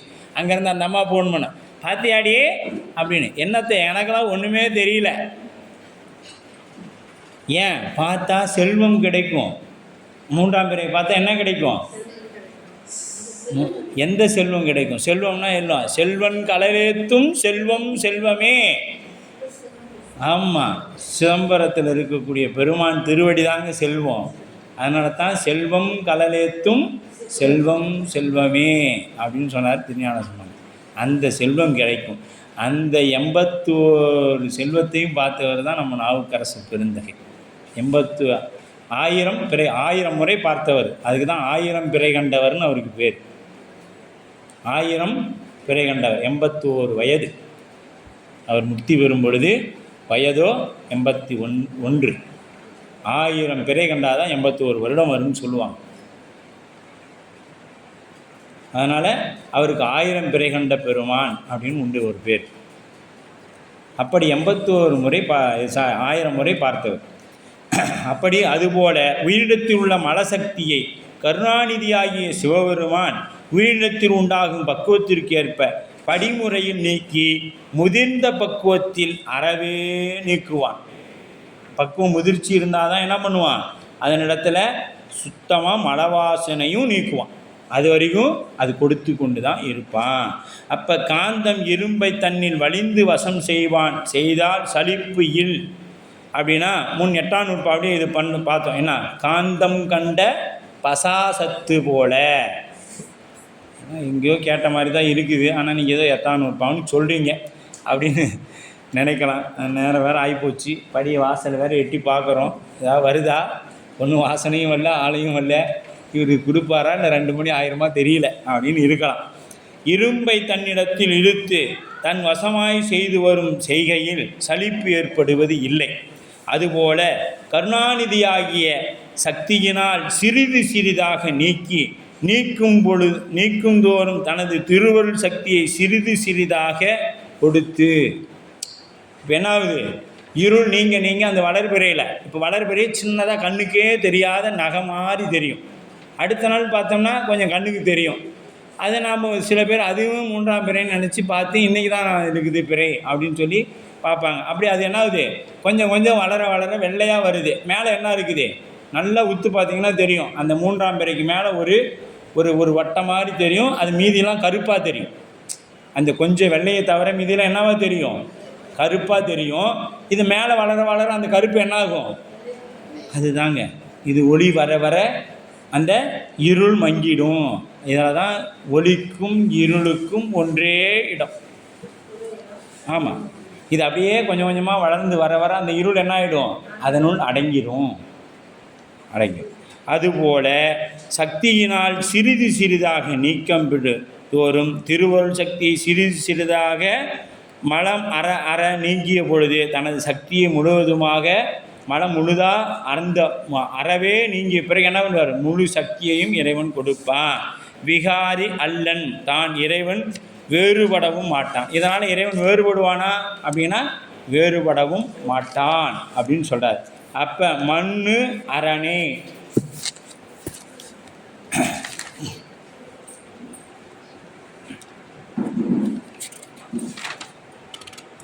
மண்ணு அரணே அப்படிங்கிறார். மண்ணு அரணே அப்படின்னா உயிரிடத்தே அனாதியே நிலை பெற்றுள்ள இறைவன். மண்ணு அரணே அப்படின்னா மண்ணுனா நிலைத்திருக்கக்கூடிய, எப்போ உயிரிடத்தில் நிலைத்திருக்கக்கூடிய அரணே. அன்பில் அவ்வுயிரை தானாகி கொள்ளுதல் விருப்ப மிகுதியால் அன்பின் மண்ணு இருளை வானத்தில் நிலை பெற்ற பரந்த இருளை மதி அவ்விடத்தில் நிலை பெற்ற வளர்பிறை சந்திரன் துறந்தவாறு நாள்தோறும் சிறிது சிறிதாக படிமுறையில் நீங்கிய முறை போல மனம் துறந்து உயிரின் கண் அனாதியே பற்றியுள்ள ஆணவ மலத்தை சிறிது சிறிதாக படிமுறையால் நீக்கி இரும்பை காந்தம் தன்னில் வலிந்து இரும்பை காந்தக்கள் தன்பால் ஈர்த்து வசம் செய்வான் போல தன் வசமாக செய்து கொள்வது போல செய்தல். உயிரை ஈர்ந்து செய்தல் அப்படின்னா உயிரை ஈர்த்து தன் வசமாக செய்ததில் சலிப்பு இல், அவனுக்கு ஒருபோதும் சலிப்பு உண்டாவதில்லை. இதனால் அவனுக்கு என்னடா இத்தனை பிறவி கொடுத்துட்டோமே, இதை என்ன இனிமேல் பிறவியே வேண்டாம், கொஞ்ச நாள் கேவலத்திலே கடன் போட்டுறானா, இல்லை, இன்றைக்கி மாறும் நாளைக்கு மாறும். என்ன பண்ணுறான், 84 லட்சம் யோனி பேதத்தில் மீண்டும் மீண்டும் என்ன பண்ணுறான், போட்டுகிட்டே இருக்கிறான். இது சொல்லணுன்னா இப்போ 1/84 லட்சம் போட்டால் நமக்கு எப்படி நாம் மனிதனாக இருக்கிறோன்னு தெரியும். எத்தனை ஜீரோ போடுறதுன்னே தெரியாது. வகுத்தல் கணக்கு தெரிஞ்சால் 1/84 லட்சம். இப்போ 1 10ன்னு போட்டோம்னா என்னாச்சுங்க, 0.01 அப்படியாங்கம்மா, 001 01. இதே 100 போட்டோமா 0.001, 1000 போட்டோம்னா 0.001, 10,000 போட்டோம்னா 4, லட்சம் போட்டோம்னா 5 0, கோடி போட்டோம்னா 7 0, இப்படி போட்டுகிட்டே போகலாம் 0 0ன்னு. இப்போ 84 லட்சம் போட்டோம்னா எத்தனை போடணும்? அத்தனை போட்டு அங்கே ஒன்றுன்னு போடுங்க. அதுதான் இப்போ நாம் வந்திருக்கிற மனித பிள்ளை. அதனால தான் அரிது அரிது மானிடலாய் பிறத்தல் அரிது. ஏன் சொன்னாங்க அவ்வையார்னா இதனால தான் சொன்னாங்க. 1/84 லட்சம் போட்டிங்கன்னா எத்தனை சைபர் போகிறதுனே தெரியாது. அங்கே இருக்கும் ஒன்றுன்னு ஒன்று. அதுதான் நம்ம. அந்த பிறவி தான் இந்த பிறவி. இப்போ இப்பிறவி அதனால தான் சொன்னாங்க, இப்பிறவி தப்பினால் எப்பிறவி வாய்க்குமோ பராபரமே. மறுபடியும் 84 உள்ளார் கொண்டு போயிட்டார்னா மீண்டும் எங்கே போய் சுற்றி எங்கே வரப்போகிறோம் தெரியாது. எப்போ மீண்டும் மனிதனாக வரப்போகிறோம், சிவஞான போதம்லாம் கேட்க போகிறோம், ஒன்றும் தெரியாது. அதனால் இந்த பிறவியிலேயே இறைவன் திருவடியை மறவாது பிடித்து போகிறதுக்கு என்ன வழியோ அதை தேடிக்கணும். இல்லைன்னா மீண்டும் எங்கே போய் எங்கே முட்டி வருவோமோ தெரியாது. அவருக்கு தான் தெரியும். நமக்கு கீழ்கணக்கு நம்பர்கிட்ட தான் போய் நிற்கணும். ஏடா நான் உன்னை 100 கழிச்சிட்டுவான்னு அனுப்புனேன், நீ 10,000 பெருக்கிட்டு வந்து நிற்கிறைய, என்ன தானே பண்ணுறது உன்னைய அப்படின்னு மறுபடியும் கொடுத்து அனுப்புவார். அதை நம்ம கழிக்கிறதுக்குள்ளே படாத பாடு பட்டுறணும். அதனால் இருக்கும் பொழுதே பெருமான் திருவடியை சிக்கனை பிடித்தே நீ எங்கிருந்து அருள்வது நீ ஏன்னு பிடித்தரணும் ஆச்சுங்களா? அப்போ மலம் துறந்து உயிரின் கண் அனாதியே பற்றியுள்ள ஆணவ மலத்தை சிறிது சிறிதாக படிமுறையில் நீக்கி இரும்பு வசம் செய்வான் போல தன் வசமாதல் போல செய்தல். சலிப்புயில் அவனுக்கு கொஞ்சம் கூட சலிப்பு ஏற்படாது. சலிப்பு இல்லாதவன் சங்கரன். கொஞ்சம் கூட சலிச்சிக்க மாட்டான். நீ என்ன வேணாலும் பண்ணு, உன்னை விட்ட பாடு இல்லை, எப்படியாவது உன்னை என்கிட்ட கொண்டு வந்து சேர்த்திடுவேன், திருவடிக்கு சேர்த்திடுவேன். அவன் விடாத நம்மளை பிடித்துட்டு இருக்கிறான். நாம் விட்டு விட்டு கூட பிடிக்க மாட்டேங்கிறோம் அவரையும். அப்போ அடுத்தது பாருங்கள். நாசித்து ஒன்றின் உள்ளம் நாசித்தல் ஒன்றா, நாசித்து இளதேள் ஒன்று ஆவது இல்லை. நாசித்து மலம் அப்பு அணைந்த உப்பின் உளம் அணைந்து சேடமாய் காப்பு இன்றாம் ஈசன் கலல். அப்படி கொண்டு கூட்டுதல் அப்படின்னு பாருங்கள். நாசித்து ஒன்றின் உள்ளம் நாசித்தலால் ஒன்றா, நாசித்து இளதேள் ஒன்று ஆவது இல்லை. அப்பு அணைந்த உப்பின் மலம் நாசித்து உளம் ஈசன் கலலே அணைந்து சேடம் ஆம் கப்பு இன்று ஆம் அப்படின்றார். கப்பு இன்று ஆம். ஆமாம், எத்தனை பக்கங்கம்மா?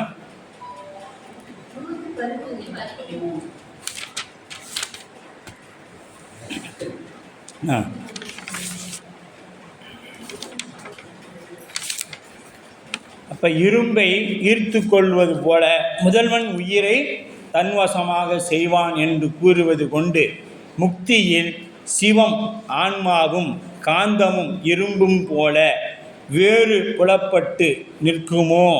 அப்போ இப்போ என்னாச்சு? முக்தியில் காந்தம் வேற, இரும்பு வேறன்னு ரெண்டு வேற வேறையாக நிற்குமோ என்னும் ஐயம் எழலாம் நமக்கு.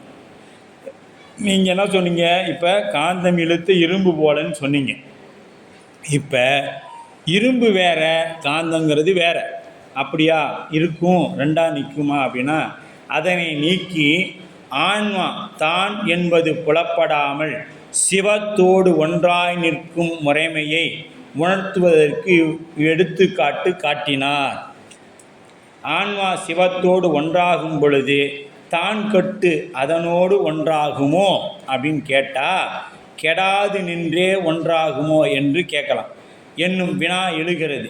கெட்டு ஒன்றாகும் என்று கூறினால் ஆன்மா கெட்டு ஒழிந்த பின் அது சிவத்தோடு ஒன்றாதல் எங்கனம் நிகழும்? அவரே கேள்வி கேட்டார். இப்போ ஆன்மா கெட்டு தான் சிவத்தோடு சேருனா, கெட்டால் எப்படி போய் சிவத்தோடு சேர முடியும்?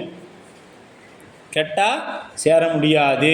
பின் அது சிவத்தோடு ஒன்றாதல் எங்கனம் நிகழும், ஆதலால் அது பொருந்தாது, அதை விட்டுடு. ஆன்மா கெடாது நின்றே ஒன்றாகும் என விடை கூறினால் கெடாது நிற்பின் அது சிவத்திற்கு வேறாய் நிற்கும் நிலைமையில் அவை ஒன்றாதல் எங்கனம், ஆதலால் அதுவும் பொருந்தாது.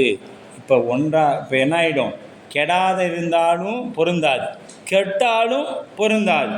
இவ்விரண்டும் இல்லையாயின் வேறு எம்முறையில் ஒன்றாகும் எனில் நீரை சேர்ந்த உப்பு தான் கெடாது, தனது கடினத்தன்மை மட்டும் நீங்கி அந்நீரோடு ஒன்றாகிறது. அதுபோல ஆன்மா தான் கெடாது, ஆணவமலம் மட்டுமே கெட அம்மலத்தால் சிவத்திற்கு வேறாய் நின்ற நிலை நீங்கி சிவத்தோடு ஒன்றாய் அணைந்து அதன்கண் அடங்கி நிற்கும். அங்கனம் அடங்கிய நின்றபின் அதற்கு பிரிதல் இல்லை.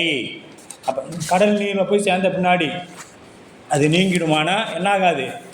எக்காலத்தும் நீங்காது, அப்படியே நிற்கும். இப்போ புரியுதா உங்களுக்கு? ஆன்மா கெட்டாலும் இறைவனோடு சேர முடியாது, கெடாமல் இருந்தாலும் செய்ய முடியாது. அப்போ எது கெடுது? கெடுறது எது?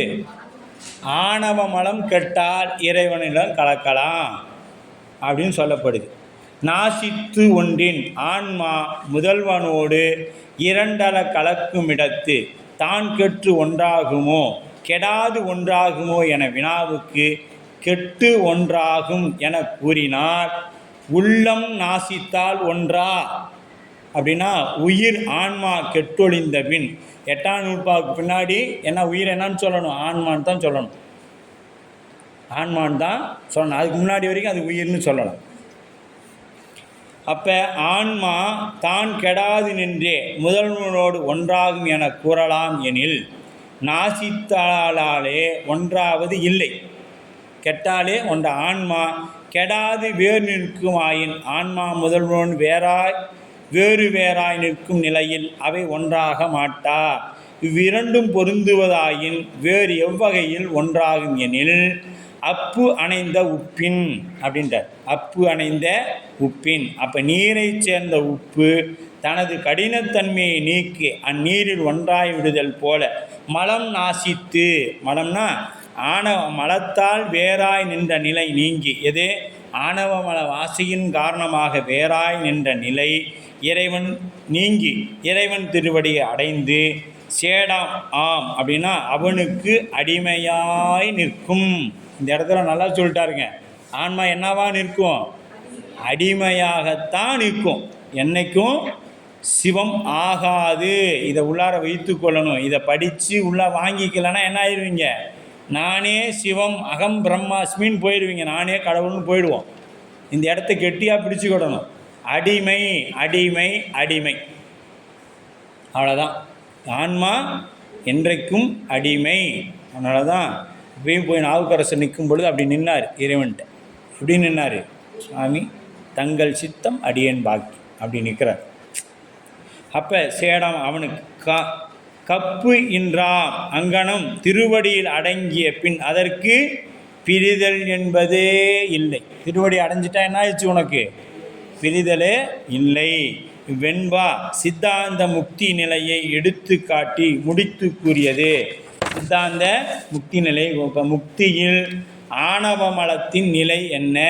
முக்தியில் ஆணவ மலத்தின் நிலை என்ன அப்படின்னு பார்த்தோம்னா, முக்தியில் உயிர் சிவத்தோடு ஒன்றாய் நிற்கும் பொழுது அதனை பற்றியிருந்த ஆணவ மலத்தின் நிலை என்ன? இப்போ நீங்கள் சொல்லிட்டீங்க என்ன, ஆணவ மலம் என்றைக்கும் அழியாதுன்னு சொல்லிட்டீங்க, கேவலத்திலிருந்து இருக்குதுன்னு சொல்லிட்டீங்க, முக்தியிலையும் இருக்குதுன்னு சொல்கிறீங்க. இது எப்படி அப்படின்னு கேட்டோம்னா, பசுவை போல ஆணவ மலமும் என்றும் உள்பொருளாகும்.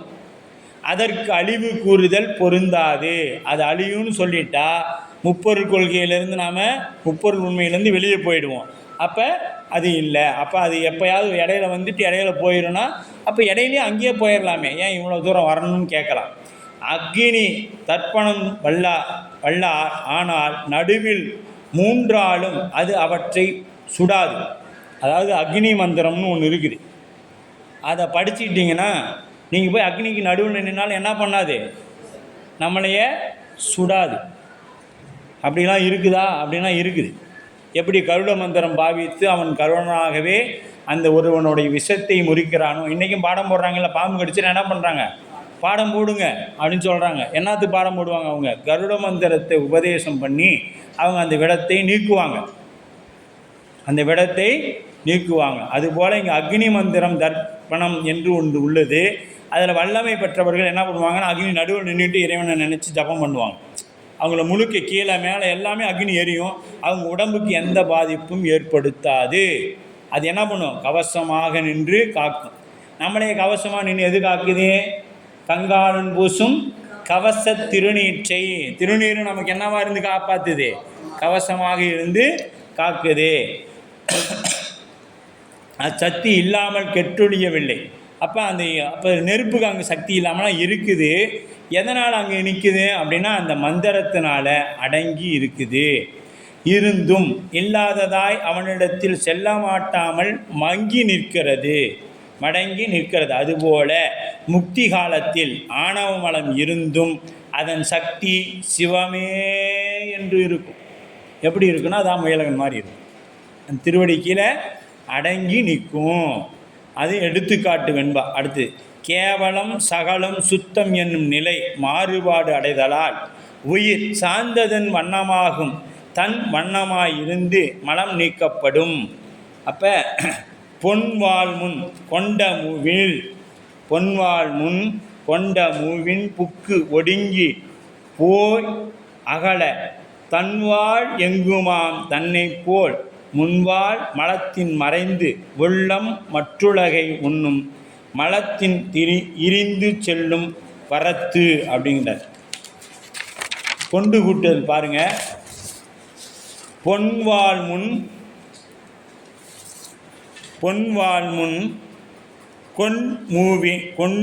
கொன்மூவின் புக்கு ஒடுங்கி போய் அகல எங்கும் தன்வாளே ஆம் தன்னை போல் உள்ளம் முன்வாள் மலத்துள் மறைந்து மற்று ஒடுங்கி உலகை உண்ணும் மலத்து இரிந்து வரத்து செல்லும் அப்படின்ட்டார். வரத்து செல்லும் அப்படின்னார். அப்போ காலை பொழுதில் சூரியன் மேகக்கூட்டத்தில் புகுந்து மறைந்து நிற்கிறது. இப்போ காலையில் பார்த்தோம்னா என்ன ஆகும்? ஒரு 5 மணிக்கு எந்திரிச்சு வானத்தை பார்த்தீங்கன்னா சூரியன் தெரியுமானா தெரியாது. அந்த வெப்பமும் நம்ம என்ன பண்ணாது? ஒன்றும் பண்ணாது. அதன் ஒளி சிறிது புலப்படாமல் இருக்கிறது. அப்போ என்ன ஆகும்? நமக்கு அதுபோல ஆன்மா அனாதியில் ஆணவ மலத்துள் மறைத்து தனது இருப்பு சிறிதும் தோன்றாமல் கிடக்கிறது. ஆணவ மலத்தில் முழுக்க மறைத்து என்னது? தன்னுடைய இயல்பை கொஞ்சம் கூட இருப்பை காமிக்காமல் இருக்குது. அந்நிலையில் அதன் அறிவு ஒரு சிறிதும் விளங்குவதில்லை. அது கேவல நிலை ஆயிற்று. அதற்கு பேர் கேவல நிலை. மேகக்கூட்டம் பின்பு சிறிதே நீங்குதலால், அந்த மேகக்கூட்டம் கொஞ்சம் நீங்குதலால் சூரிய ஒளி அவற்றிலிருந்து ஒடுங்கி தோன்றுகிறது. அதுபோல பின் மாயா கருவிகள் கூட நிலையில் ஆணவமலம் ஆணவமலோட சக்தி சிறிது நீங்குகிறது. ஆன்ம அறிவு சிறிதாய் விளங்குகிறது. அது சிறிது நிலங்கினோடனே இப்போ மேகக்கூட்டம் இருக்குது. கொஞ்சம் நகர்ந்தால் நமக்கு என்ன தெரியுது? கொஞ்சம் ஒளி தெரியுது. இன்னும் பாதி நகர்ந்தால் பாதி ஒளி தெரியும். முழுசாக அகன்றுட்டா முழு ஒளியும் நமக்கு தெரியும். அது சகலமாயிற்று. இதுக்கு சகல நிலை ஆயிற்று. பின் வீசிய பெருங்காற்றால் அம்மேகக்கூட்டம் முற்றிலுமாக நீங்க பெறும் பொழுது சூரிய ஒளி விரிந்து விண்ணில் விளங்கி தோன்றுகிறது. அதுபோல முதல்வனது திருவருளால் ஆணவ மலத்தின் சக்தி அடியோடு நீங்குகிறது. ஆன்ம அறிவு வியாபகமாய் விளங்கி நிற்கிறது. ஆன்மா இறைவனது திருவடியை அடைந்து பேரின்பத்தில் திளைத்து இதுவே சுத்த நிலையாகும். இப்போ எப்படி? பெரிய காற்று வந்தோன்னே அந்த மேகமெல்லாம் போயிட்டா என்னாடி அப்படியே சூரிய ஒளி தெரியுது. அதுபோல் நம்முடைய ஆணவ மலம் என்ன ஆயிடுச்சு? நீங்கி போயிடுச்சு. நீங்கி போன பிறகு என்ன ஆயிடுது? நமக்கு முழுக்க அந்த இறை ஆற்றல் கிடைத்தது அப்படின்னு சொல்லப்படுது. பொன்வாள் அப்படின்னா பொன் போலும் ஒளிவுடைய சூரியன் முன் காலை பொழுதில் கொன்மூவில் மூவில் அப்படின்னா மேகக்கூட்டத்தில் புகுந்து மறைந்து நின்று ஒடுங்கி பின் அம்மேகங்கள் சிறிது விலகிய பொழுது தனது ஒளி சிறிதே விளங்கப்பெற்று போய் அகல அம்மேகக்கூட்டம் பெருங்காற்றால் முற்றிலும் நீங்கி போன பொழுது எங்கும் தன்வாளே தனது ஒளியே எங்கும் விளங்குவான்னு நிற்கும் தன்மை போல உள்ளம் அப்படின்னா ஆன்மா. இங்கே உள்ளம்னு வர இடம் பூரா நீங்கள் என்ன படுத்திக்கணும்? ஆன்மான்னு பொருத்தி பார்த்துக்கணும். ஆன்மா முன் அனாதியில், முன்னுனா அனாதியில், வாழ் தனது அறிவு மலத்துள் மறைந்து, ஆணவ மலத்துள் மறைந்து கிடந்து, உலகை முன்னும் பின் மாயா காரியங்களாகிய தனு கரண புவன போகங்கள் கரணங்களால் ஆணவ மலம் சிறிது நீக்கிய நிலையில் அறிவு சிறிது விளங்கப்பெற்று உலகை அறிந்து நுகரும். அப்படி நுகர்ந்த பிறகு மலத்துள் திரிந்து முடிவில் முதல்வனது திருவருளால் மும்மலங்களையும் முற்றிலுமாக நீக்கிக் கொண்டு, எது மும்மலனா ஆணவம் கண்மம் மாயை என்கின்ற மும்மலங்களையும் முற்றிலுமாக நீக்கிக் கொண்டு தனது அறிவு வியாபகம் விளங்கப் பெறும் வரச் செல்லும் அவனது திருவடியை அணைந்து நிற்கும். வரம்னா மேன்மை, அது மேலான நிலையாகிய பரமுக்தியை குறித்தது அப்படின்னு சொல்லப்படுது. இந்த அளவில் என்ன ஆகுதுங்க, 11ஆம் நூற்பா நிறைவு பெறுது. இப்போ என்ன ஆயிடுச்சு, நமக்கு முழுக்க மல வாசனையும் நீக்கப்பட்டு விட்டது 11ஆம் சூத்திரத்தில். அப்போ இப்போ 11ஆம் நூற்பா என்ன பண்ணுதுன்னா, பாச நீக்கம் பெற்றதனால் ஆன்மா தன்னோடு இறைவன் அத்திவீதமாய் நின்று காட்டியும் கண்டும் வரும் உபகாரத்தையும் இடைவிடாது அன்பால் நினைந்து அவன் திருவடியாகிய சிவானந்தத்தை அடைதலே சிவப்பேறு என்பதும் இந்நூற்பாவில் கருப்பொருளாகும். இறைவன் உயிர்களுக்கு அறிவித்தல் ஆகிய காட்டும் உபகாரத்தை மட்டுமன்றி அறிதல் ஆகிய காணும் உபகாரத்தையும் செய்கின்றான். முக்தியிலும் இறைவன் உயிர்களோடு ஒன்றாகவும் வேறாகவும் உடனாயும் நிற்றல் ஆகிய அத்துவித நிலையில் நின்று காணும் உபகாரத்தை செய்கின்றான். பாசம் நீங்கி திருவடி அடைந்தால் உடம்பு உள்ளபோதே உயிர் கூடும். உயிருக்கு எப்போ கூடும், நம்ம ஜீவன் முக்தர்கள் என்று சொல்லப்படக்கூடிய இப்பொழுதே நம்முடைய பாசத்தை நீக்கி கொண்டால் இது என்னாகும், பேரின்ப நிலையை பெறும். அதற்கு பெயர் என்ன பேருங்க, ஜீவன் முக்தர்கள் அப்படின்னு பேர். இப்போவே அந்த இறை அனுபவத்தை அனுபவித்து கொண்டிருப்பவர்கள் பேர் ஜீவன் முக்தர்கள். ஆன்மா ஏகனாய் நிற்கும் நிலையில் மறவாமையும் அன்பு செலுத்தலும் திருவடியை கூடுதலாலும் நிகழும். எனவே சார்ந்ததன் வண்ணமாகும் ஆன்மா சிறப்பு இயல்புக்கு கேடு இல்லை என்பது பெறப்பட்டது. இது நமக்கு 11ஆம் நூற்பாவில் சொல்லப்படுது. அடுத்தது 12ஆம் நூற்பா. இது ரொம்ப ரொம்ப முக்கியமானது. அதனால் உணவு இடைவேளைக்கு போகிறதுக்கு முன்னாடி நாம்